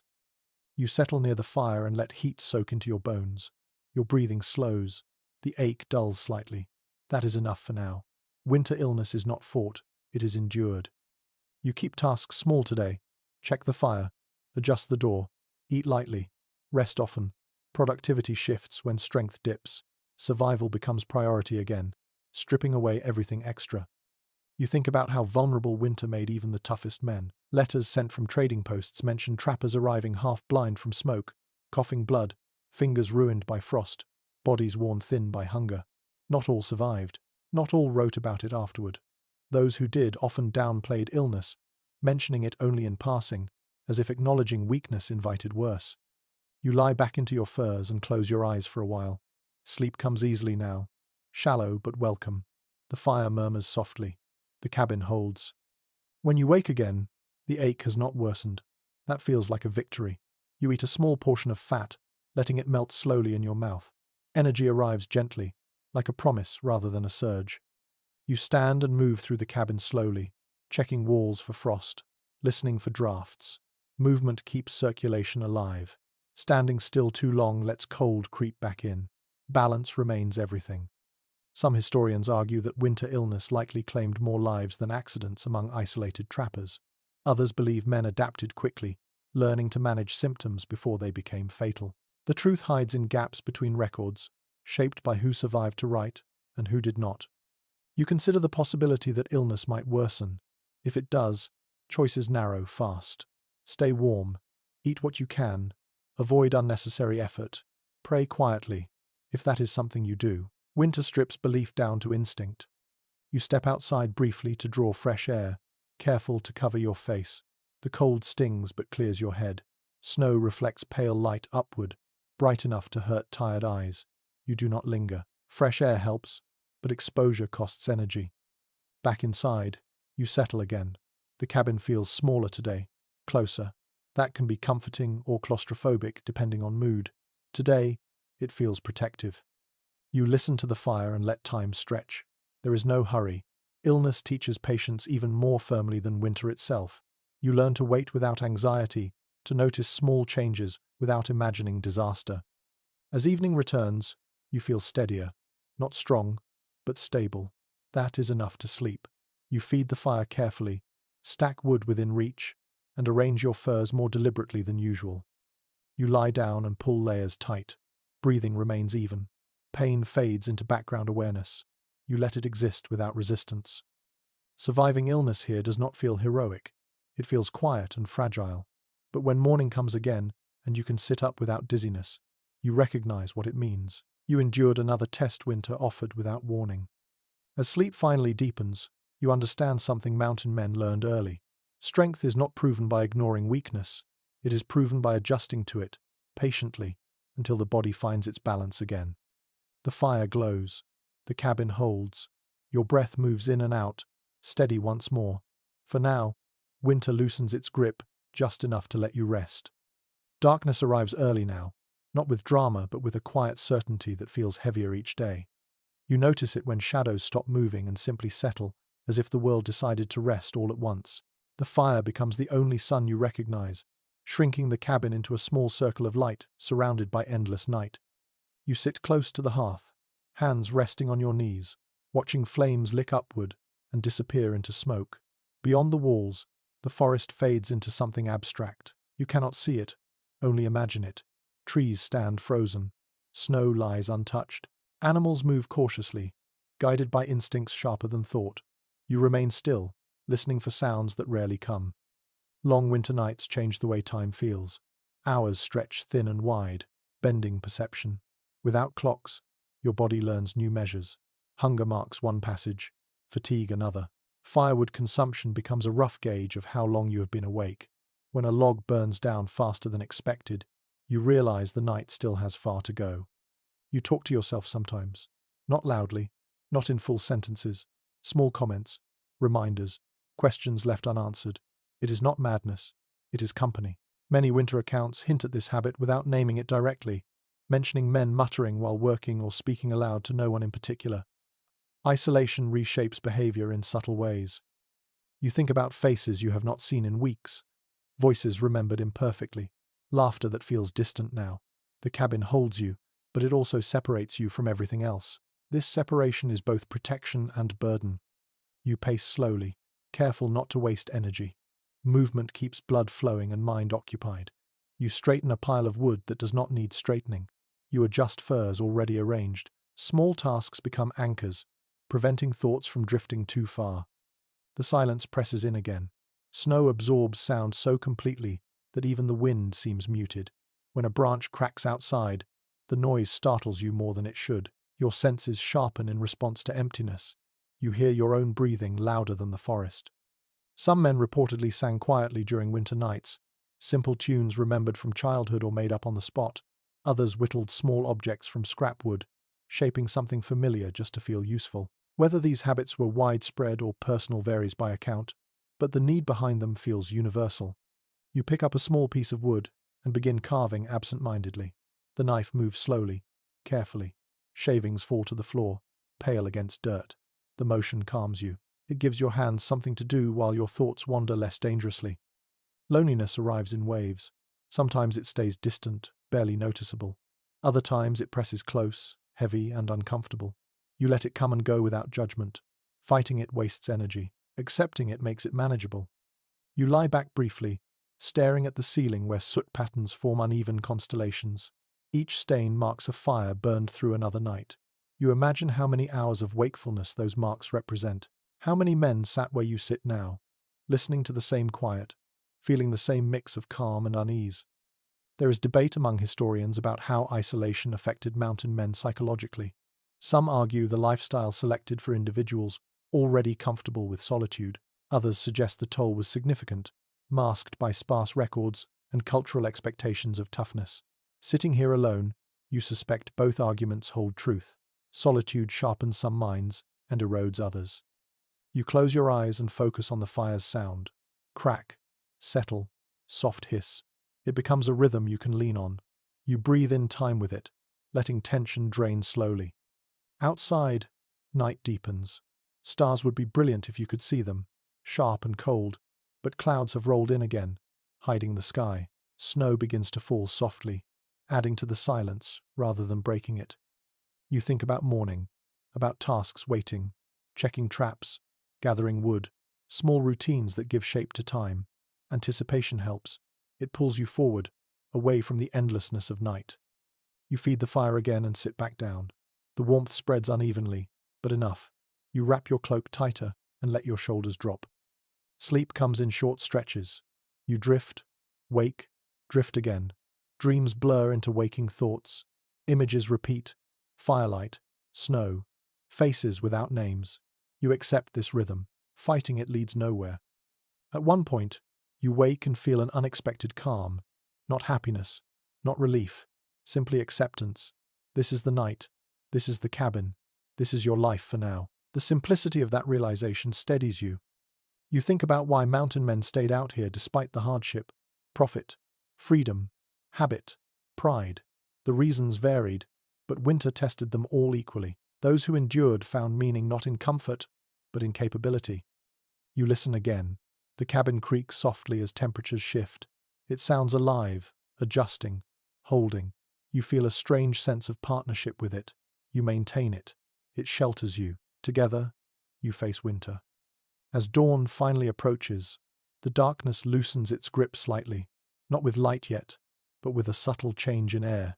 You sense it before you see it. The fire burns low. You add one last log and lie back, letting warmth gather. The long night did not defeat you. It never does outright. It wears you down slowly, testing patience more than strength. Tonight, you pass that test by simply remaining. You close your eyes again as the cabin settles into early morning stillness. Another night endured, another quiet victory earned without witnesses. You wake to a strange quiet that feels different from the silence of night. This quiet carries daylight inside it, a softer weight, less tense. Morning has arrived without announcing itself. You sit up slowly and feel stiffness settle into your joints like a reminder that rest here is never complete.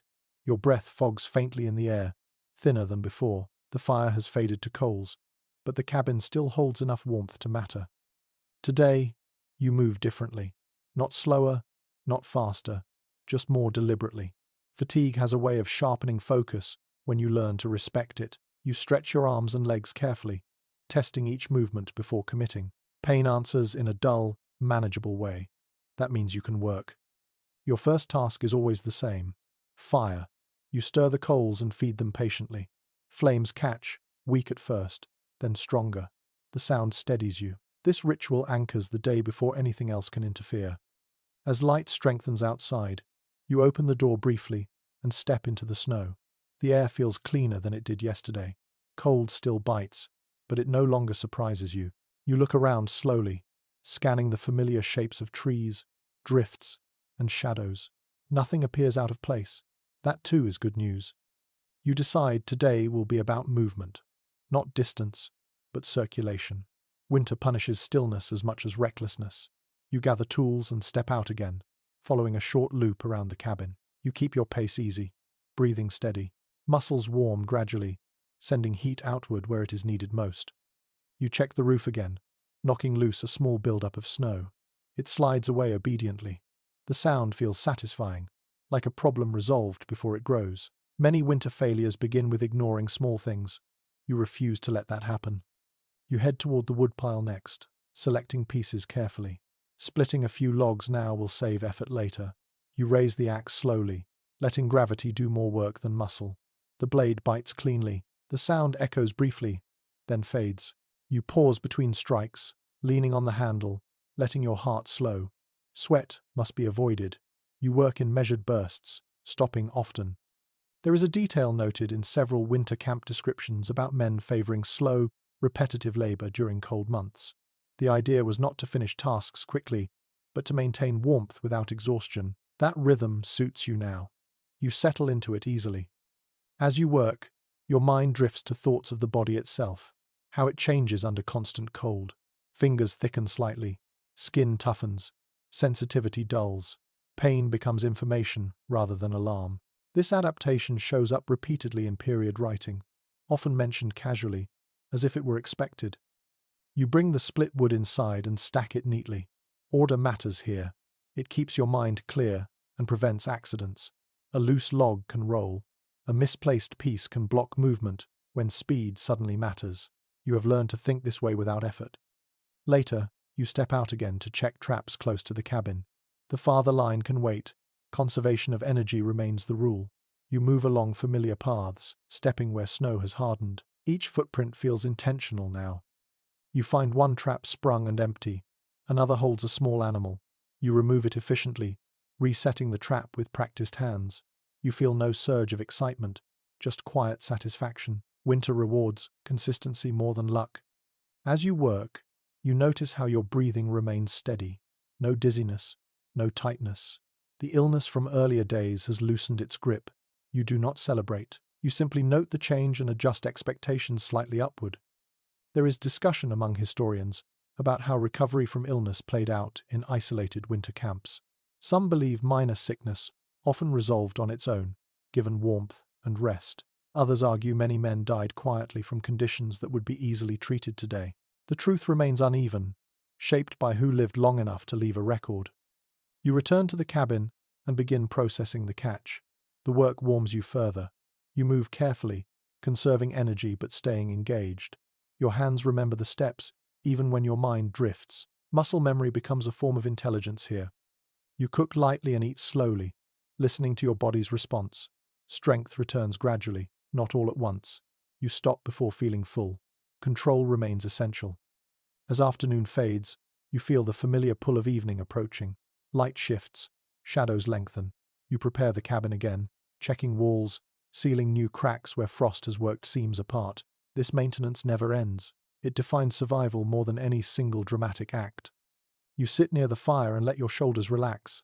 Fatigue settles deeper now, but it feels earned rather than oppressive. Your mind feels clearer than it has in days. Routine has done its work.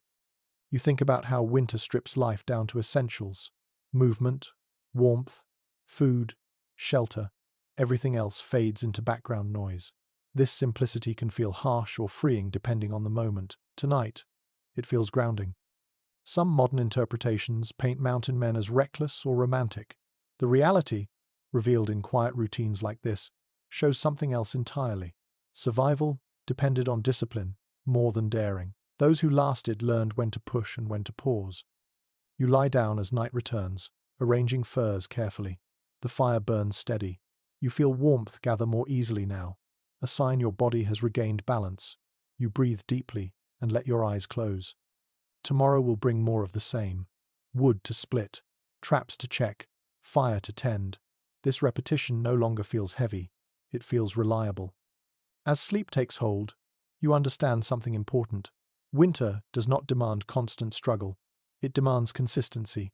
Those who meet that demand quietly often endure longer than those who fight loudly.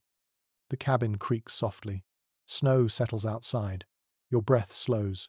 You rest, knowing you have adapted once again, just enough to keep moving forward through the cold. You notice it first in the way your thoughts circle back on themselves. The same idea appears, leaves, then returns again a few minutes later, unchanged. Winter solitude does that. It does not shout, it repeats. You sit near the fire, carving another thin curl from a scrap of wood, and realize you have been shaping the same piece for far longer than necessary. The cabin is quiet enough that you can hear your own movements echo slightly. The scrape of the knife, the shift of your weight on the dirt floor. Even your breathing sounds louder than it should. When you stop moving, the silence rushes in to fill the space, thick and immediate. You stand and pace slowly, counting steps without meaning to. 1, 2, 3, turn. The cabin is small, but walking its length helps your mind settle. Stillness invites thoughts to wander too far, and wandering thoughts can grow heavy in winter. Many men who spent long winters alone wrote very little about loneliness directly. Instead, they mentioned habits, talking aloud, singing quietly, giving names to tools. These details appear scattered across journals and letters, small clues to a larger reality. Solitude reshapes behavior before it announces itself. You catch yourself speaking under your breath as you tend the fire. Just a comment, an observation. The flame responds with a soft crackle, and for a moment, it feels like a conversation. You smile faintly and let it be. There is no harm in it. Out here, anything that steadies the mind earns its place. You think about time differently now. Days blur together. Without visitors or news, nothing marks one from the next, except subtle shifts in light and weather. You start remembering events not by date, but by sensation. The day the wind howled, the night the fire nearly failed, the morning snow sealed the door, halfway shut. You sit back down and let the firelight wash over your hands. Skin looks rougher than it did weeks ago. Cracks along the knuckles have healed into calluses. This is not neglect, it is adaptation. The body changes to match conditions, just as the mind does. There is an old account from a winter trapper who wrote that after weeks alone, he felt uneasy when another man finally arrived at his camp. The presence disrupted a rhythm he had grown used to. Whether that reaction was common or unusual remains debated, but it suggests solitude can become familiar, even comforting, in its own way. You test that idea now. The thought of voices feels distant, almost intrusive, not unpleasant, but unfamiliar. The cabin has become a private world with its own rules and pace. You know every sound it makes, every draft, every smell. That knowledge brings calm. Still, isolation has edges. At times, memories surface uninvited, conversations replay, regrets appear sharper in the quiet. You let them pass without chasing them. Winter does not reward introspection that leads nowhere. It rewards presence. You occupy your hands again, repairing a strap on your pack. The leather is stiff, but workable. You warm it slightly near the fire, careful not to scorch it. Simple repairs like this fill hours and prevent future problems. They also keep your thoughts grounded in the present. Outside, snow begins to fall again, soft and steady. The sound is barely audible, more a sense than a noise. You feel the cabin grow quieter, wrapped once more. The isolation deepens, but so does the sense of protection. You open the door briefly and look out. The world appears smaller now, reduced to a few familiar shapes. Trees fade into white, tracks blur. You close the door and return inside, carrying that image with you. The boundary between you and the world feels firm, intentional. Some historians argue that men drawn to this life already possessed a tolerance for solitude. Others suggest solitude was learned, not innate, shaped by necessity. Sitting here now, you sense truth in both ideas. Preference matters. Practice matters more. You lie down for a while, not to sleep, but to rest your mind. You stare at the ceiling, tracing soot patterns again.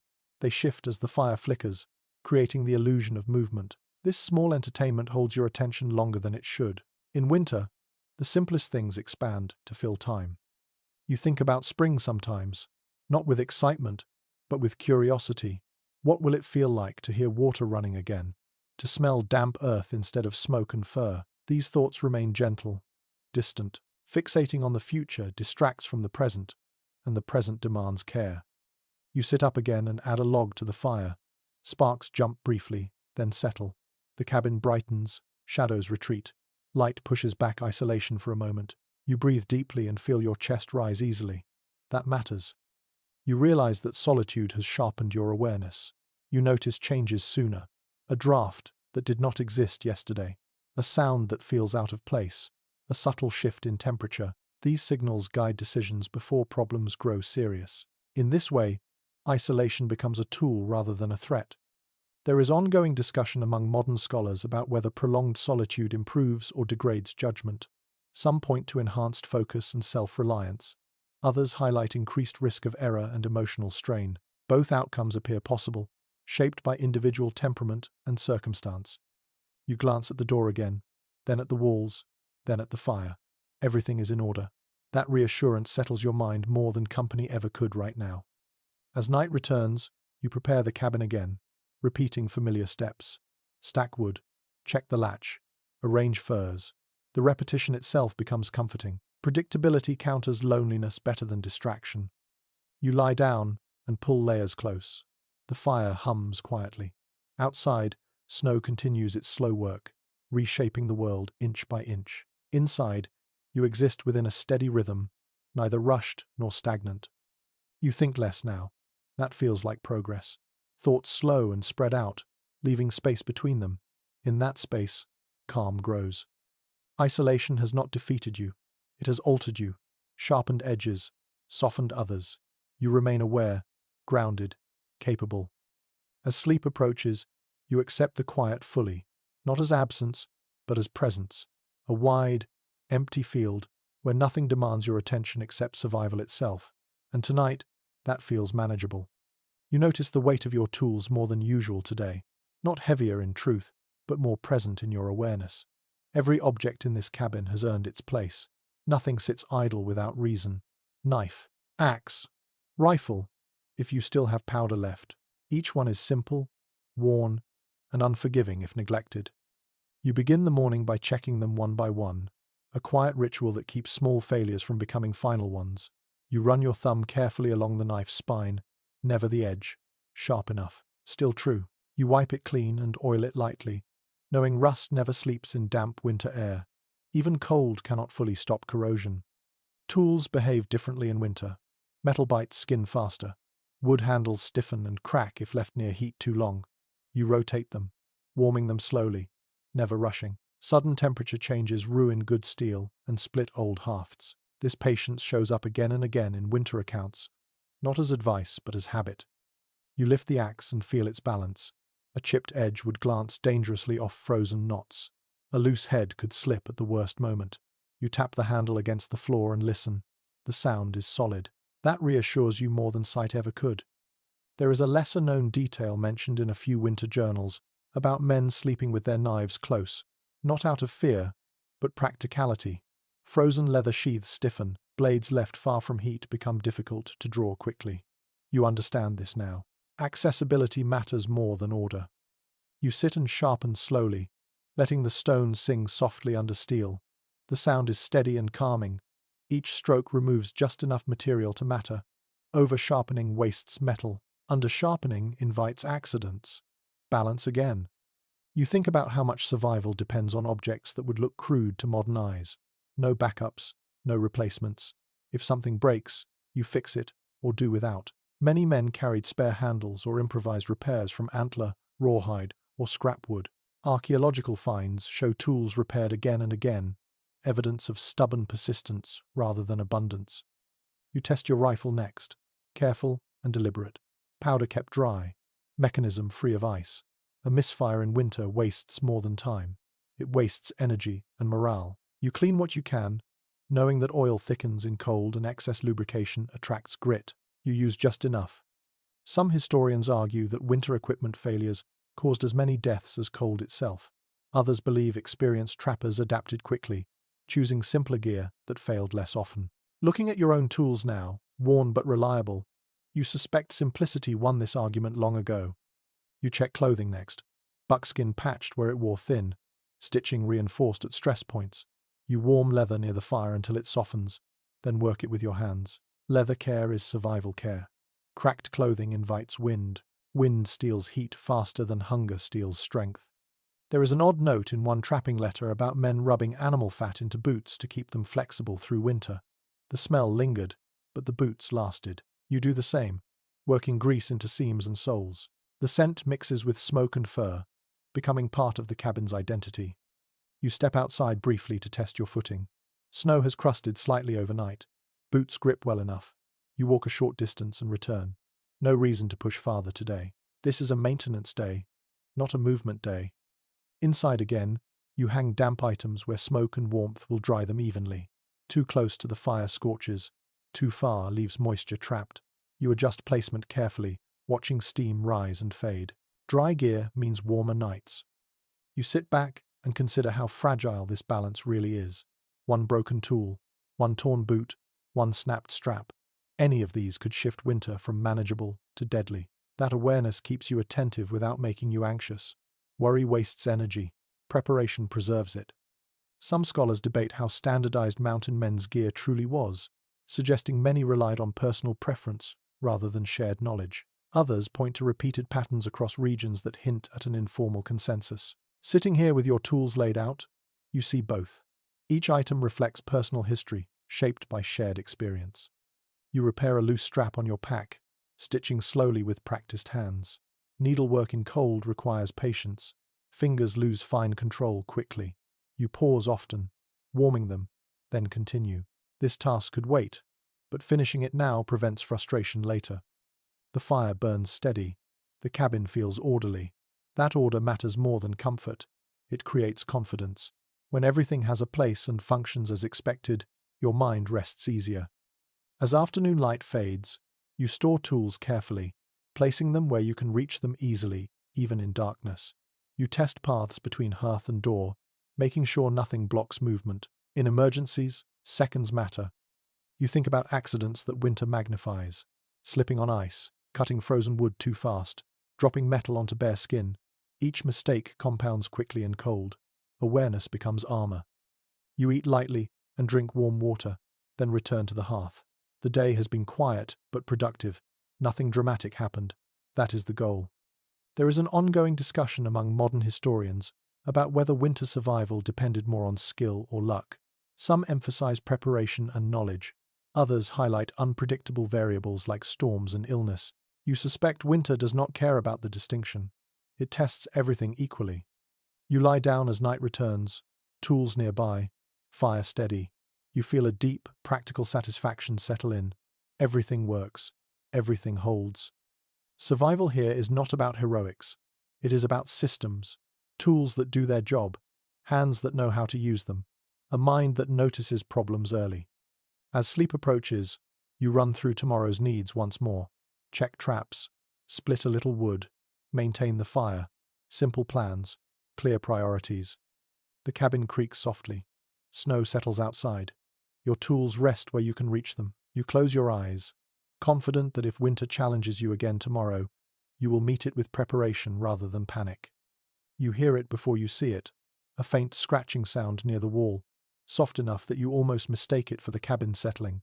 You stay still, listening. The sound comes again, followed by a brief pause, then another, rhythmic, intentional. You smile faintly, because you already know what it is. Winter brings guests whether you want them or not. You shift slowly and look toward the corner where the wall meets the floor. A small shadow moves, then freezes. A mouse, bold from hunger and cold, nose twitching as it tests the air. It has learned the same lesson you have. Warmth matters, food matters, and this cabin offers both. Rodents are a constant presence in winter camps. Trappers wrote about them casually, almost fondly at times, noting how they appeared as soon as snow deepened. Where humans stored food, animals followed. The mountains offered little mercy to small creatures in winter, and cabins became rare islands of opportunity. You do not panic. Panic wastes energy. You simply watch. The mouse darts forward, grabs a crumb you did not realize you dropped, and vanishes back into the shadows. Efficient, focused, you respect that. You tighten the wrap around your food bundle and hang it higher, adjusting the cord carefully. Storage becomes a negotiation rather than a solution. Mice climb. They chew. They persist. You learn to limit damage rather than eliminate the problem entirely. There is a small detail mentioned in several winter journals about men keeping cats at camps when possible, though most mountain men did not. A few trading posts reportedly had half-wild cats that thrived in winter quarters, living well on scraps and rodents. Out here, alone, you rely on vigilance instead. The scratching sound moves along the wall, then fades. You return your attention to the fire. Guests come and go. That is the rule. Later, you hear something heavier, not scratching, thumping, a muffled bump against the outer wall, followed by a pause. You tense slightly, listening. The sound comes again, then stops. Likely a rabbit or fox nosing around the snowbank, drawn by scent or curiosity. Larger animals rarely approach closely in winter, but hunger changes behavior. You do not reach for your weapon. Not yet. Most visitors mean no harm if left undisturbed. You stay quiet and let the moment pass. Eventually, the sound fades into the larger silence outside. Cabins attract life in winter. Birds perch on roofs for shelter from wind. Weasels slip through gaps chasing mice. Insects vanish, but signs of them remain. Eggs waiting for warmth that will not come for months. Even snakes have been reported sheltering beneath cabin floors in milder regions, though that detail appears rarely and remains uncertain. You remember reading a trapping account where a man woke to find a porcupine chewing the salt from his axe handle. The animal had followed the scent of sweat and minerals, indifferent to human presence. You glance at your tools now, grateful they remain untouched. You adjust your gear placement slightly, moving leather items away from walls. Rodents chew for nesting material as much as food. Prevention is easier than repair. As night deepens, the cabin grows quieter again. The fire crackles softly. You relax, knowing that these intrusions are part of the landscape rather than threats. You are not alone here. No one truly is. Some historians argue that close contact with animals in winter camps shaped mountain men's attitudes toward wildlife, fostering a sense of coexistence rather than dominance. Others believe necessity overrode sentiment entirely. Sitting here, listening to a mouse move somewhere beneath the floor, you feel neither affection nor hostility, only understanding. You lie down and pull furs closer, listening as your own breathing blends with the small sounds around you. The cabin becomes a shared space at night, occupied by many lives moving cautiously through the cold. You wake later to another sound, louder this time, a scrape along the doorframe. You sit up slowly, heart steady. You reach for the stick you keep nearby and tap the door once. Firm, not aggressive. The sound outside stops immediately. Whatever was there decides against further investigation. You wait, listening. Silence returns. You lie back down. There are limits to coexistence. You defend your space without drama. Most animals understand boundaries when they are clearly stated. Morning comes quietly. You open the door and find fresh tracks near the cabin. Small ones, larger ones crossing farther out. Stories written in snow that vanished once the sun rises. You study them briefly, then let them go. You sweep the floor and find small droppings near the wall. You clean them away without irritation. Cleanliness here is not about comfort. It is about health. You wash your hands carefully afterward, using warm water and ash. Routine matters. You notice how these small interactions with animals sharpen awareness. You store food better. You listen more carefully. You notice patterns in movement and sound. Winter teaches attention through repetition. Some modern scholars speculate that these constant low-level interactions helped keep isolated men mentally engaged, providing stimulation when human contact was absent.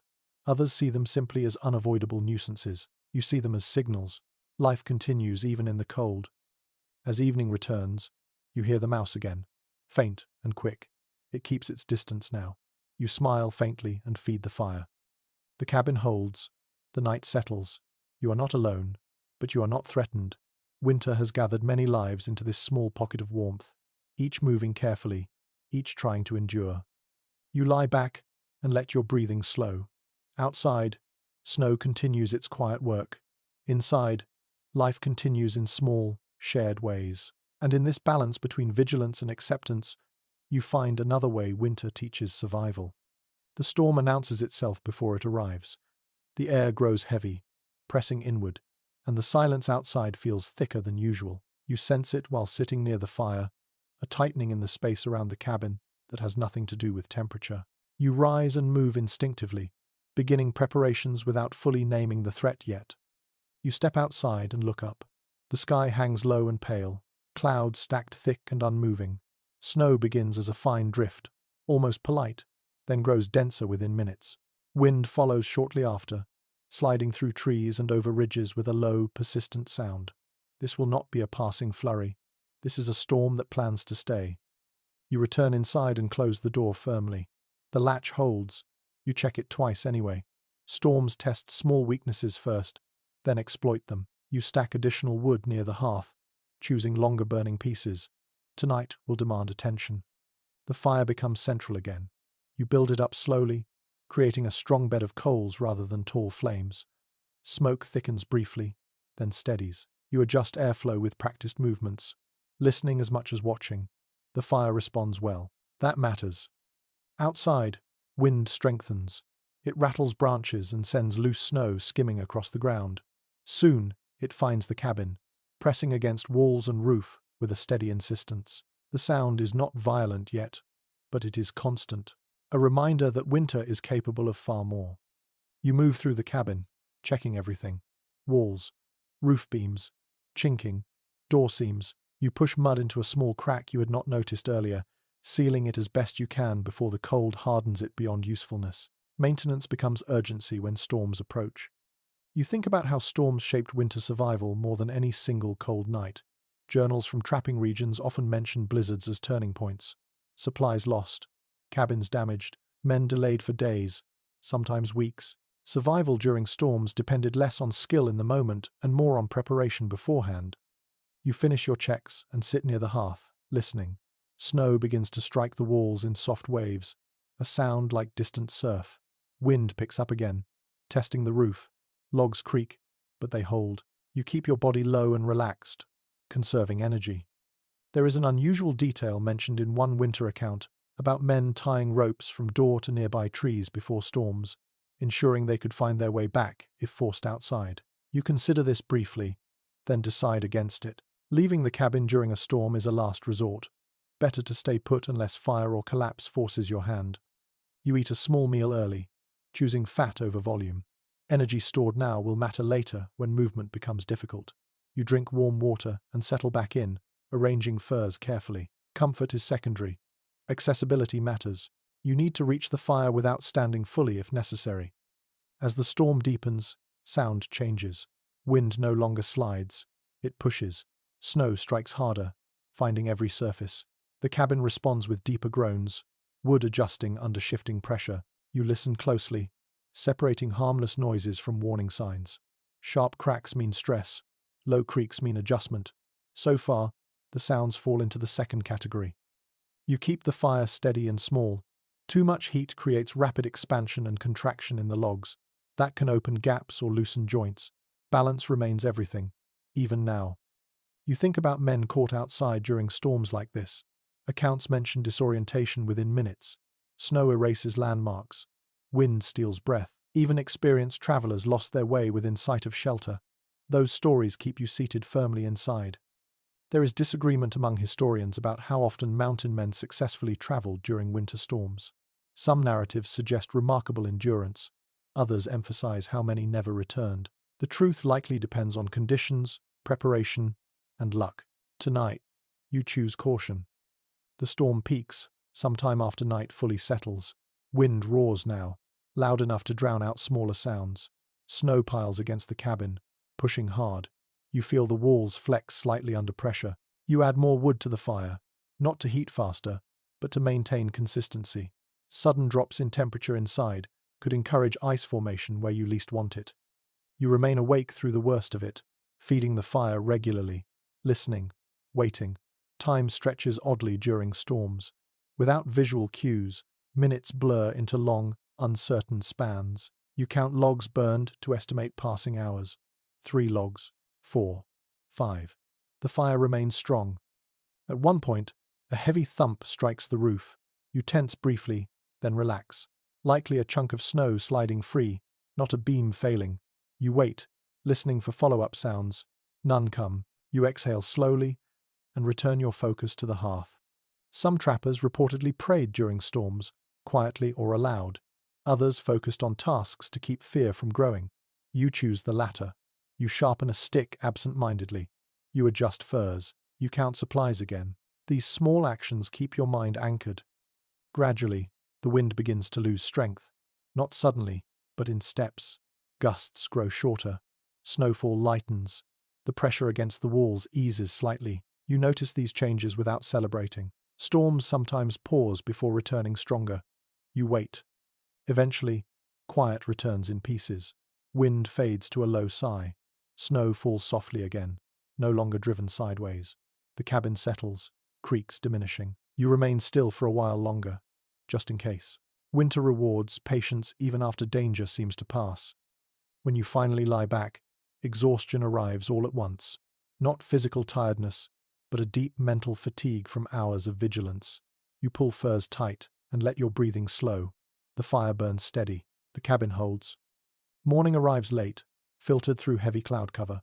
You open the door cautiously and find snow piled high again, deeper than before. The storm has reshaped everything. Paths erased. Drifts formed where none existed. The cabin stands firm, partially buried, but intact. You take a slow walk around it, checking roof and walls. Everything holds. Snow packed against the logs adds insulation again. You shovel only what is necessary to clear the door and vents. The rest you leave alone. You stand for a moment, looking out over a world made new by the storm. Quiet, white, still. The danger has passed, leaving behind both beauty and challenge. You return inside and sit near the hearth, letting warmth soak back in. The storm tested your shelter, your preparation, your patience. You passed not by fighting it, but by enduring quietly. Winter storms do not ask for bravery. They demand respect. Today, you gave it, and the cabin still stands. That is enough. You wake to a cold that feels different from the nights before. It is not sharper, not stronger, just closer. You sit up and notice it immediately. Frost has formed inside the cabin. Tiny white crystals cling to the lower logs and trace delicate lines along the floor where moisture settled and froze before dawn. The sight is oddly beautiful and quietly unsettling. Ice indoors means the balance shifted overnight. The fire held, but only just. You move carefully, mindful of slick patches beneath your boots. A fall here would be clumsy at best and dangerous at worst. You crouch near the hearth and stir the coals, coaxing them back to strength. Flames answer slowly, then with more confidence. Warmth begins to push back against the creeping cold. Indoor frost was not unusual in winter cabins. Many period descriptions mention waking to ice inside shelters, sometimes thick enough to crunch underfoot. This detail appears so often in winter journals that it feels almost expected. Cabins held warmth imperfectly, and winter exploited every weakness. You stretch your hands toward the fire and watch frost recede from nearby surfaces. It melts in thin lines, forming droplets that darken the wood before evaporating into steam. Moisture cycles endlessly here. Breath, snow, fire, freeze, melt, freeze again. Managing this cycle becomes a daily task. You scrape ice gently from the floor using a flat piece of wood. Metal would gouge the surface and create deeper pockets where water could collect later. You work slowly, mindful of your footing. Ice does not forgive haste. As you move, you think about how cold changes the body's priorities. Comfort fades quickly. Mobility becomes essential. Keeping joints loose matters more than staying cozy.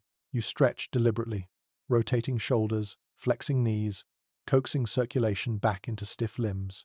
Pain fades into a manageable background hum. You check the walls again, pressing new mud into gaps where frost has forced seams apart. This work feels endless. Logs expand and contract constantly. Each temperature shift opens something new. Cabins survive winter not because they are solid, but because they are constantly tended. You notice frost along the underside of the roof as well, thin and feathery. It tells you warm air rose and condensed against cold wood overnight. You open the door briefly to exchange air, letting some moisture escape at the cost of heat. The trade is worth it.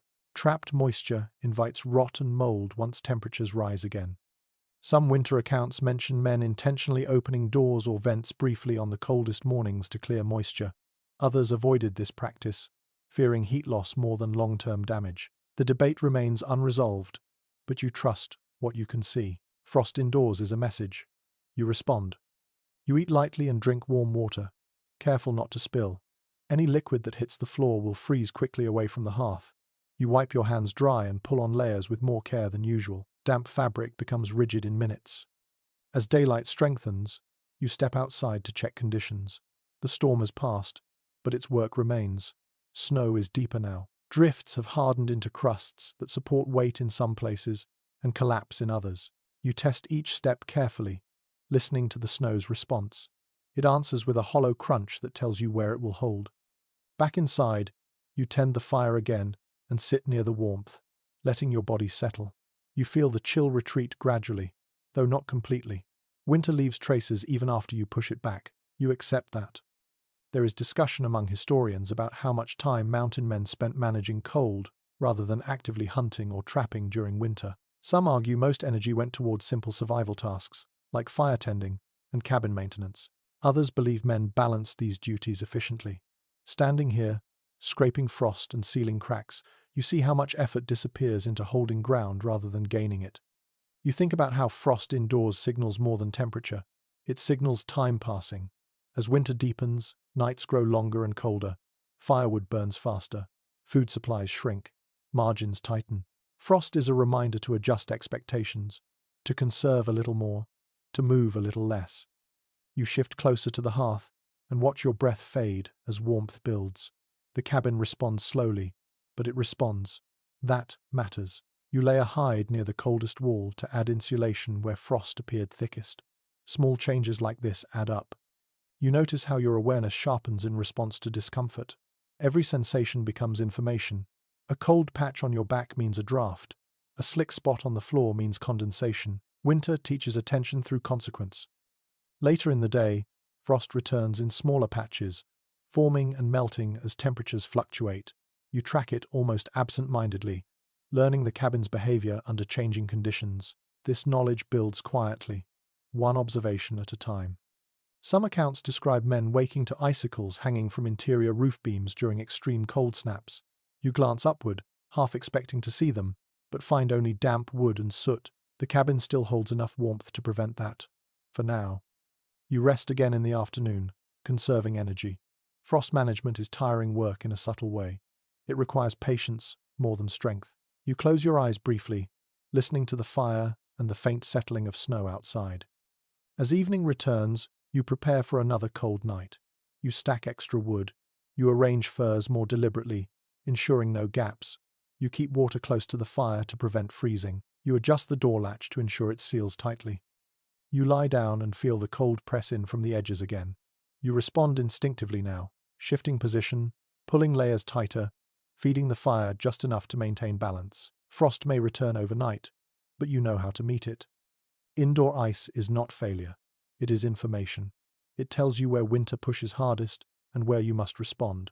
You accept this lesson without frustration. As sleep approaches, the cabin settles into its familiar rhythm. Fire crackles softly.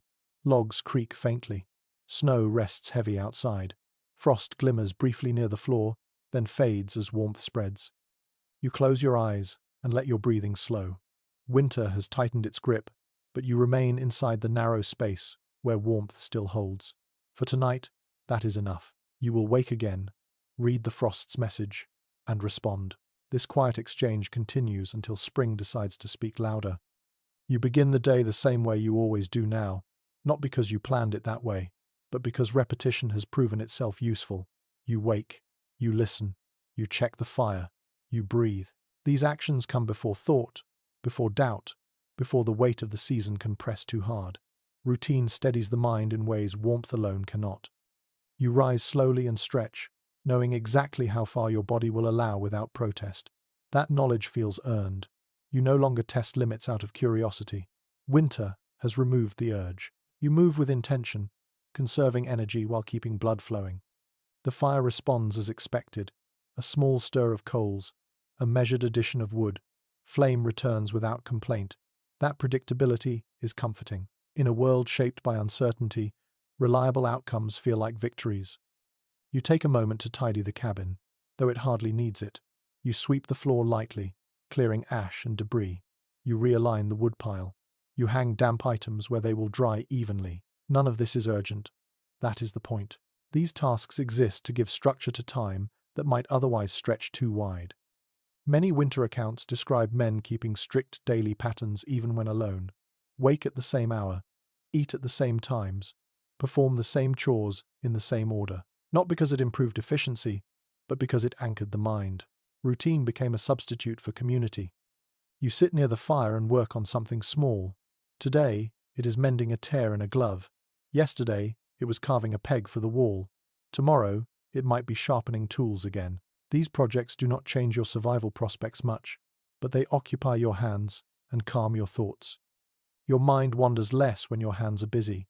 You notice this clearly now. Idle moments invite worries that serve no purpose.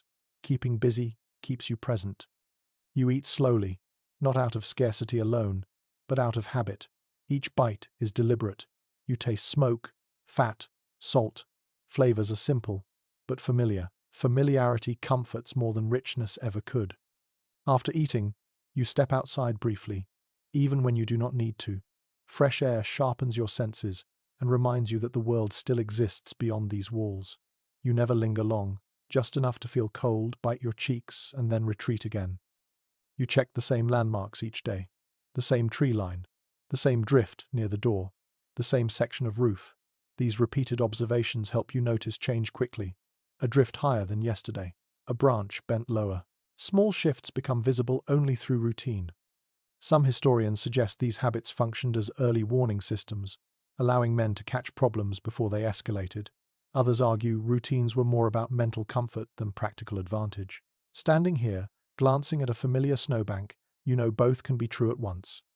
Inside again, you sit and listen, Silence no longer feels empty. It feels layered. Fire, snow settling, wood adjusting, your own breath. These sounds form a pattern you recognize instantly. When something changes, you notice. You keep track of days without marking them, not by number, but by condition. The day the storm buried the door, the morning frost crept halfway up the wall, the night the fire almost failed. Memory organizes itself around experience rather than dates. You sometimes speak these memories aloud, recounting them quietly as if telling a story. It helps solidify them. It makes time feel less blurred. There is no audience, but that does not matter. You lie down briefly in the afternoon, not to sleep deeply, but to rest. Closing your eyes resets the mind. You listen to the fire and let thoughts drift without following them. This pause is part of the routine too. Some winter journals mention men deliberately scheduling rest, even when they felt capable of more. Pushing constantly led to mistakes. Rest preserved clarity. You understand that now, without needing explanation. As evening approaches, the routine tightens again. You prepare for night. Stack wood. Check the latch. Adjust furs. The order never changes. The predictability brings calm. When everything is done, you feel a quiet satisfaction settle in. You sit near the hearth and watch flames for a while. This is not wasted time. Fire watching is meditation here. It keeps your attention anchored and slows racing thoughts. You follow the movement of light and shadow without analysis. Outside, night settles. Inside, you remain steady. Routine has done its work again. There is debate among scholars about whether such routines emerged consciously or naturally among isolated winter survivors. Some argue men deliberately imposed structure to maintain sanity. Others believe routine arose instinctively, shaped by necessity. Either way, the result is the same: stability in an unstable world. You eat one last small portion before sleep, not hunger-driven, habit-driven. You want warmth through the night, not fullness. You drink warm water and wipe your hands dry. You lie down and arrange furs carefully, repeating the same motions you have performed countless times now. Your body relaxes as soon as everything falls into place. This position signals rest. Sleep arrives more easily tonight. Not deep, but smoother. Your mind quiets faster. Thoughts line up and fade instead of colliding. You wake briefly once or twice to tend the fire, then settle again without frustration. This interruption no longer feels like disturbance. It feels normal. As the night passes, you remain wrapped in routine like another layer of insulation. It protects you from drifting too far into worry or loneliness. It keeps you oriented. By morning, when light returns and frost patterns shift again, you rise without resistance. The routine begins anew, ready to carry you through another day. Small actions, repeated faithfully, have become your strongest defense against cold, against isolation, against the slow erosion of resolve. Winter has not changed that truth. It has only made it more visible. You notice the change before you fully trust it. The air feels different when you open the door in the morning. Still cold, still sharp, but no longer cutting in quite the same way. It lingers instead of biting, as if winter has loosened its grip just enough to test what you will do next. You stand there for a moment, breathing carefully, letting your body decide whether this shift is real. Snow near the cabin looks heavier today. Not deeper, just denser. The surface sags slightly under its own weight. You kneel and press a gloved hand into it, feeling how it gives more easily than before. This is the first sign. Not warmth, not comfort, but change. The thaw does not arrive loudly. It whispers. Inside the cabin, the walls tell the same story. Damp patches spread where frost once clung. Soot streaks soften. The smell changes too. Smoke still dominates, but beneath it, something earthy begins to surface. Wet wood, old mud, rot waiting patiently for its chance. You move slowly, inspecting everything with new attention. Spring will not rescue you immediately. It introduces new problems, while winter still lingers close enough to punish mistakes. This in-between time demands more care, not less. You press a finger into a log seam, where chinking has held firm for weeks. It yields slightly now. Mud softens as temperatures creep upward. Gaps widen again, not from cold contraction, but from thaw and movement. The cabin begins to breathe in a different way, less rigid, more fragile. Historical accounts from trapping regions often mention this period as one of the most dangerous, not because of cold, but because structures weakened just as men relaxed. Roofs that held heavy snow all winter suddenly faced added weight from meltwater. Floors turned slick, walls shifted unevenly. The cabin that survived blizzards could fail quietly in thaw. You step outside and walk the perimeter, boots sinking more deeply with each step. Snow pulls at you now instead of supporting your weight. What once felt solid becomes treacherous. You choose each step carefully, testing before committing. The roof demands immediate attention. Snow that once slid cleanly now clings, heavy and wet. You knock it loose with controlled movements, sending thick slabs sliding away in slow, dangerous drops. Each fall lands with a dull thud instead of a whisper. The sound alone tells you how much weight you are dealing with. You pause often, listening to the roof settle, watching for new cracks or sudden shifts. This is patient work. Rushed movements here invite collapse. Many abandoned cabins show signs of failure during thaw rather than storm. Beams bowed and broken under loads that changed too quickly. Inside again, you notice the floor has darkened in places. Meltwater creeps inward, drawn by gravity and warmth. You scrape shallow channels to guide it away from sleeping areas and the hearth. Standing water becomes ice overnight if temperatures dip again, creating hazards where you least expect them. You hang gear higher now, keeping it away from damp air near the floor. Leather stiffens differently when wet and cold alternate. Mold becomes a threat. You clean surfaces more often, wiping soot and moisture away before they combine into something worse. Food storage changes too. Frozen meat begins to soften. You must adjust portions and timing, cooking what might spoil first. The rhythm of eating shifts again, guided by preservation rather than pure calorie count. There is a lesser discussed detail in winter narratives about men struggling more during thaw than deep freeze, not physically, but mentally. The promise of relief tempted carelessness. Some pushed too hard, traveled too soon, trusted ice that no longer held. The transition tested judgment as much as endurance. You feel that temptation now. The idea of movement stirs, of going farther, of breaking the routine that carried you through winter. You resist it deliberately. The thaw is not freedom yet, it is instability. You sit near the hearth and let the fire burn lower than before. Too much heat accelerates melt and moisture buildup. You aim for balance again, though the rules have changed slightly. Smoke behaves differently in warmer air. Drafts reverse more often. You adjust patiently. You notice sounds returning outside, a drip, then another. Water falling from branches and roof edges, irregular and persistent. The forest begins to wake, though cautiously. These sounds feel loud after months of muffled silence. You listen carefully, cataloguing them. Sound carries information again. The drip tells you where melt concentrates. The gurgle beneath snow hints at water finding its old paths. Some historians argue that this period required as much vigilance as midwinter, though of a different kind. Cold punished directly, thaw punished indirectly. The margin for error remained thin. You reinforce weak spots in the cabin as best you can, adding extra support where logs have shifted. These repairs are temporary. You know that. The cabin was never meant to last forever. It was meant to last long enough. You rest often, not from exhaustion, but from caution. Slippery ground and shifting structures demand a clear head. You slow everything down. As evening approaches, temperatures drop slightly again. The cycle repeats. Melt by day, freeze by night. The cabin groans softly as materials expand and contract more dramatically than before. You listen and adjust, responding rather than reacting. You lie down later, aware that sleep may be lighter now. The cabin is changing. Winter is changing. That uncertainty hums quietly beneath everything. Still, you feel something else too. Relief, subtle and restrained. The knowledge that time has moved, that endurance has accumulated, that this long stretch is bending toward an end, even if that end remains distant. You close your eyes and let the fire settle. Drips continue outside, steady and uneven. The sound is neither comforting nor threatening. It simply exists, marking time. This phase demands as much patience as any blizzard, perhaps more. The rules you learned still apply, but they must be adjusted carefully, without rush. As you drift towards sleep, you hold on to that discipline. Winter taught you how to endure. Thaw will teach you how not to hurry.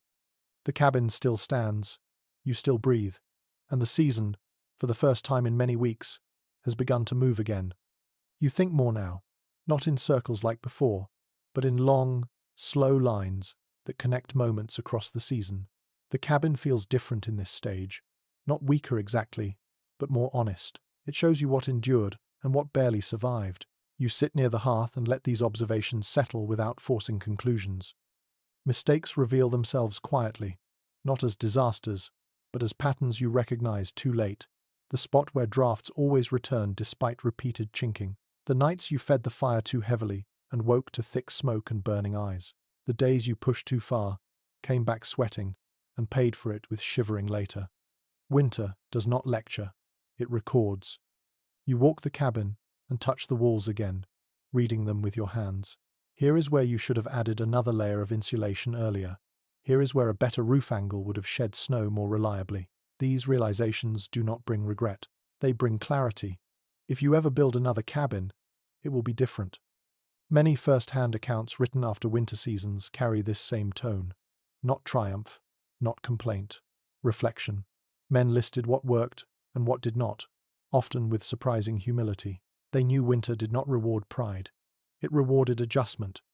You think about the nights you ignored, early signs of fatigue, staying awake longer than needed, tending the fire obsessively instead of trusting it. Those nights left you drained the next day, less sharp, more prone to small errors. Endurance is not about constant vigilance. It is about knowing when to rest. Food choices come back to mind. The days you ate too little, trying to stretch supplies, and found your hands colder, your thoughts slower. The days you ate enough fat and felt warmth build more easily. Calories were not indulgence. They were insulation. You step outside briefly and look at the land around the cabin. Paths you walked daily are carved into the snow and mud now, visible evidence of routine. Beyond them, untouched ground remains uncertain. You see how discipline narrowed your world, but also protected you within it. Some trappers wrote later that winter taught them more than any mentor ever could, not through instruction, but through consequence. The lessons arrived, whether invited or not. Those who survived learned them. Those who did not left only traces. You remember a detail from a winter journal where a man admitted he learned the value of patience only after losing nearly everything to haste. His tone was not bitter. It was calm, almost relieved, as if the lesson itself was worth the cost. You understand that sentiment now. Though you are grateful, your own lessons came cheaper. The fire burns lower these evenings. You no longer push it as hard. You know now how much warmth you actually need, not how much makes you feel safe. Excess always carried its own risks. Smoke, dryness, wood waste. Balance proves itself again. You consider how often you underestimated small tasks early on, clearing snow just enough, drying gear properly, checking the same trap line repeatedly even when success felt unlikely. Those actions built resilience, invisibly. The payoff came later, when conditions worsened and you had fewer decisions left to make. There is ongoing discussion among historians about whether winter survival depended more on experience or temperament. Some argue skill alone mattered most. Others emphasize patience and restraint. Looking back over your own season, you suspect they are inseparable. Skill without restraint invites mistakes. Restraint without skill limits opportunity. You sit and let your hands rest idle for once. That feels earned now. You do not need to fill every moment with activity. Winter has already taken its measure of you. It has taught what it needed to teach. You think about the first nights again. The uncertainty, the constant tension, the way every sound felt urgent. That sharp edge has dulled, not because danger disappeared, but because you learned how to read it more accurately. Mistakes still exist. You see them clearly now. The storage choice that allowed mice easier access. The trap placement that worked poorly for weeks before you moved it. The insulation you added too late. But these errors did not end you. They instructed you. Some accounts suggest that many mountain men who survived winter never returned the following year, not from fear, but from satisfaction. They proved to themselves what they needed to know. Others returned again and again, drawn by the clarity hardship brought. Both responses feel valid now. You lie down and let the fire watch over you as you replay moments quietly. The storm that tested the roof, the morning frost that crept indoors, the illness that forced you to slow. Each event taught something specific, not abstract wisdom, practical adjustment. You recognize how winter stripped away assumptions. You began with ideas about comfort, strength, efficiency.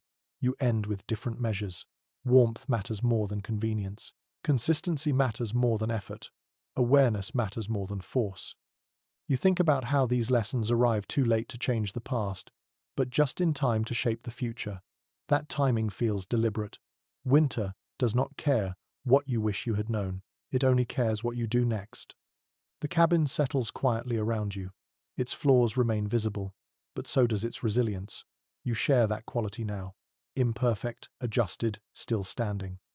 As sleep approaches, you feel a calm acceptance settle in. Not relief that winter is ending, though it is. Not pride in surviving, though you did. Just understanding. Understanding that survival here was never about one dramatic choice. It was about hundreds of small ones, made imperfectly, corrected slowly, and carried forward without complaint. You close your eyes and let the fire burn low. Tomorrow will bring more change, more decisions. But tonight, you rest with the knowledge that winter taught you what it could, and you listened. You stand at the doorway longer now, not because you hesitate, but because you are aware this moment carries weight. The cabin behind you is quieter than it once was. Not empty, just settled, like something that has finished its work. The air outside smells different. Damp earth pushes through the last sharp edges of cold. Snow still dominates the ground, but it no longer feels eternal. You step out and let the door close gently. No rush, no need to prove anything to the wood and iron that carried you through. The snow beneath your boots gives way more easily now, collapsing instead of cracking. Each step sinks slightly, then releases. Movement has changed again. You walk a slow circle around the cabin, the same path you have traced countless times. Now, you see it differently. The walls lean a fraction more than before. Chinking has softened. Soot stains tell stories you recognize. This place looks tired, but proud in its own way. Cabins like this were rarely meant to last beyond a season or two. Records from frontier regions show that many were abandoned once winter ended, left to sag, rot, and eventually disappear back into the land. Their purpose was temporary by design, shelter long enough to endure, nothing more. You run a hand along one log, feeling dampness where frost once ruled. You remember cutting this tree, shaping it in haste, hoping it would hold. It did. That matters more than craftsmanship ever could. You think about leaving, not immediately, but soon. Spring roots will open, rivers will loosen, trails will reappear. With them comes choice. Choice you did not have for months. That realization feels strange, almost heavy. You consider what you will carry with you. Tools, of course, furs, knowledge, but also habits that may no longer be necessary. Waking to tend a fire in the dark, measuring time in logs burned, listening for drafts as if they were voices. Some of these will fade, others will stay with you longer than expected. Many mountain men wrote very little about the moment they left their winter cabins.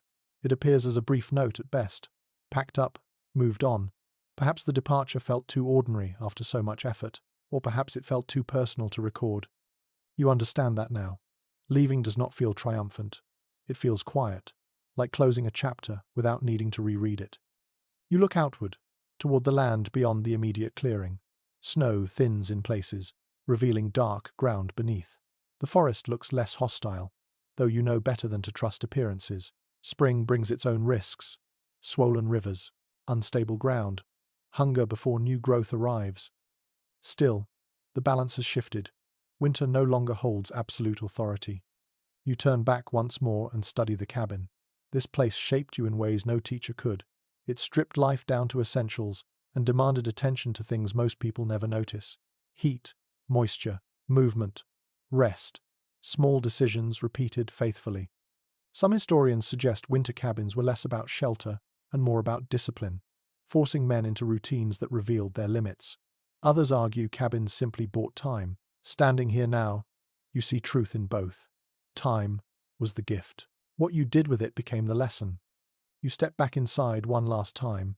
The air smells of smoke and damp wood. Familiar. You pack deliberately. Not hurried. Not sentimental. Items go where they belong. Anything you leave behind, you leave with intention. No clutter. No apology. You feed the fire lightly and let it burn down. There is no need to extinguish it completely. Snow and damp will take care of that once you are gone. The cabin will cool slowly, returning warmth to the ground that lent it in the first place. You sit for a moment near the hearth, feeling heat on your palms. This was the center of your world. Everything radiated from here.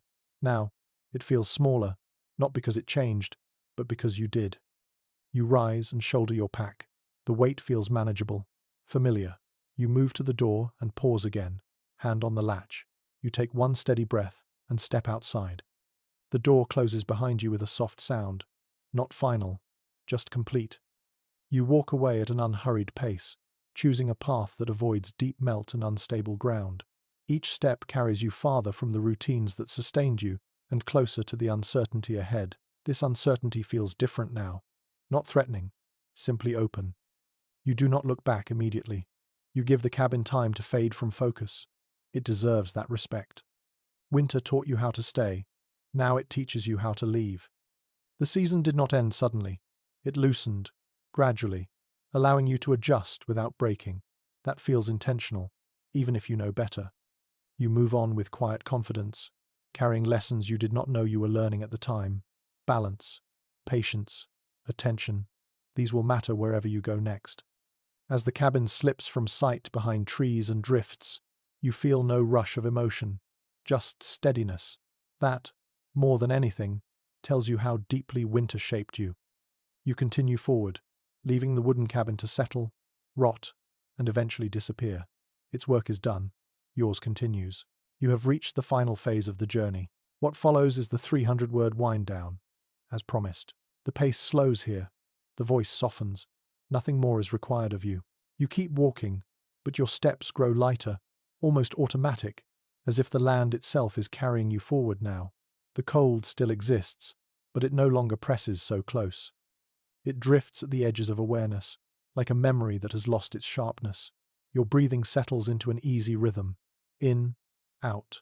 Steam rises, then fades. Behind you, the cabin becomes quiet in a different way. Not abandoned, simply resting. Snow and thaw will finish what time has already begun. Wood will soften. Logs will sink back into the earth. Smoke stains will blur. And eventually, nothing will remain but a slight clearing and a story the land remembers, even when people do not. You feel warmth that no longer comes from fire alone. It comes from knowing you adapted, you paid attention, you listened when winter spoke softly, and when it roared. You learned when to act, when to wait, and when to do nothing at all. Your shoulders relax. The constant readiness you carried for months loosens its grip. Muscles unclench. Thoughts slow.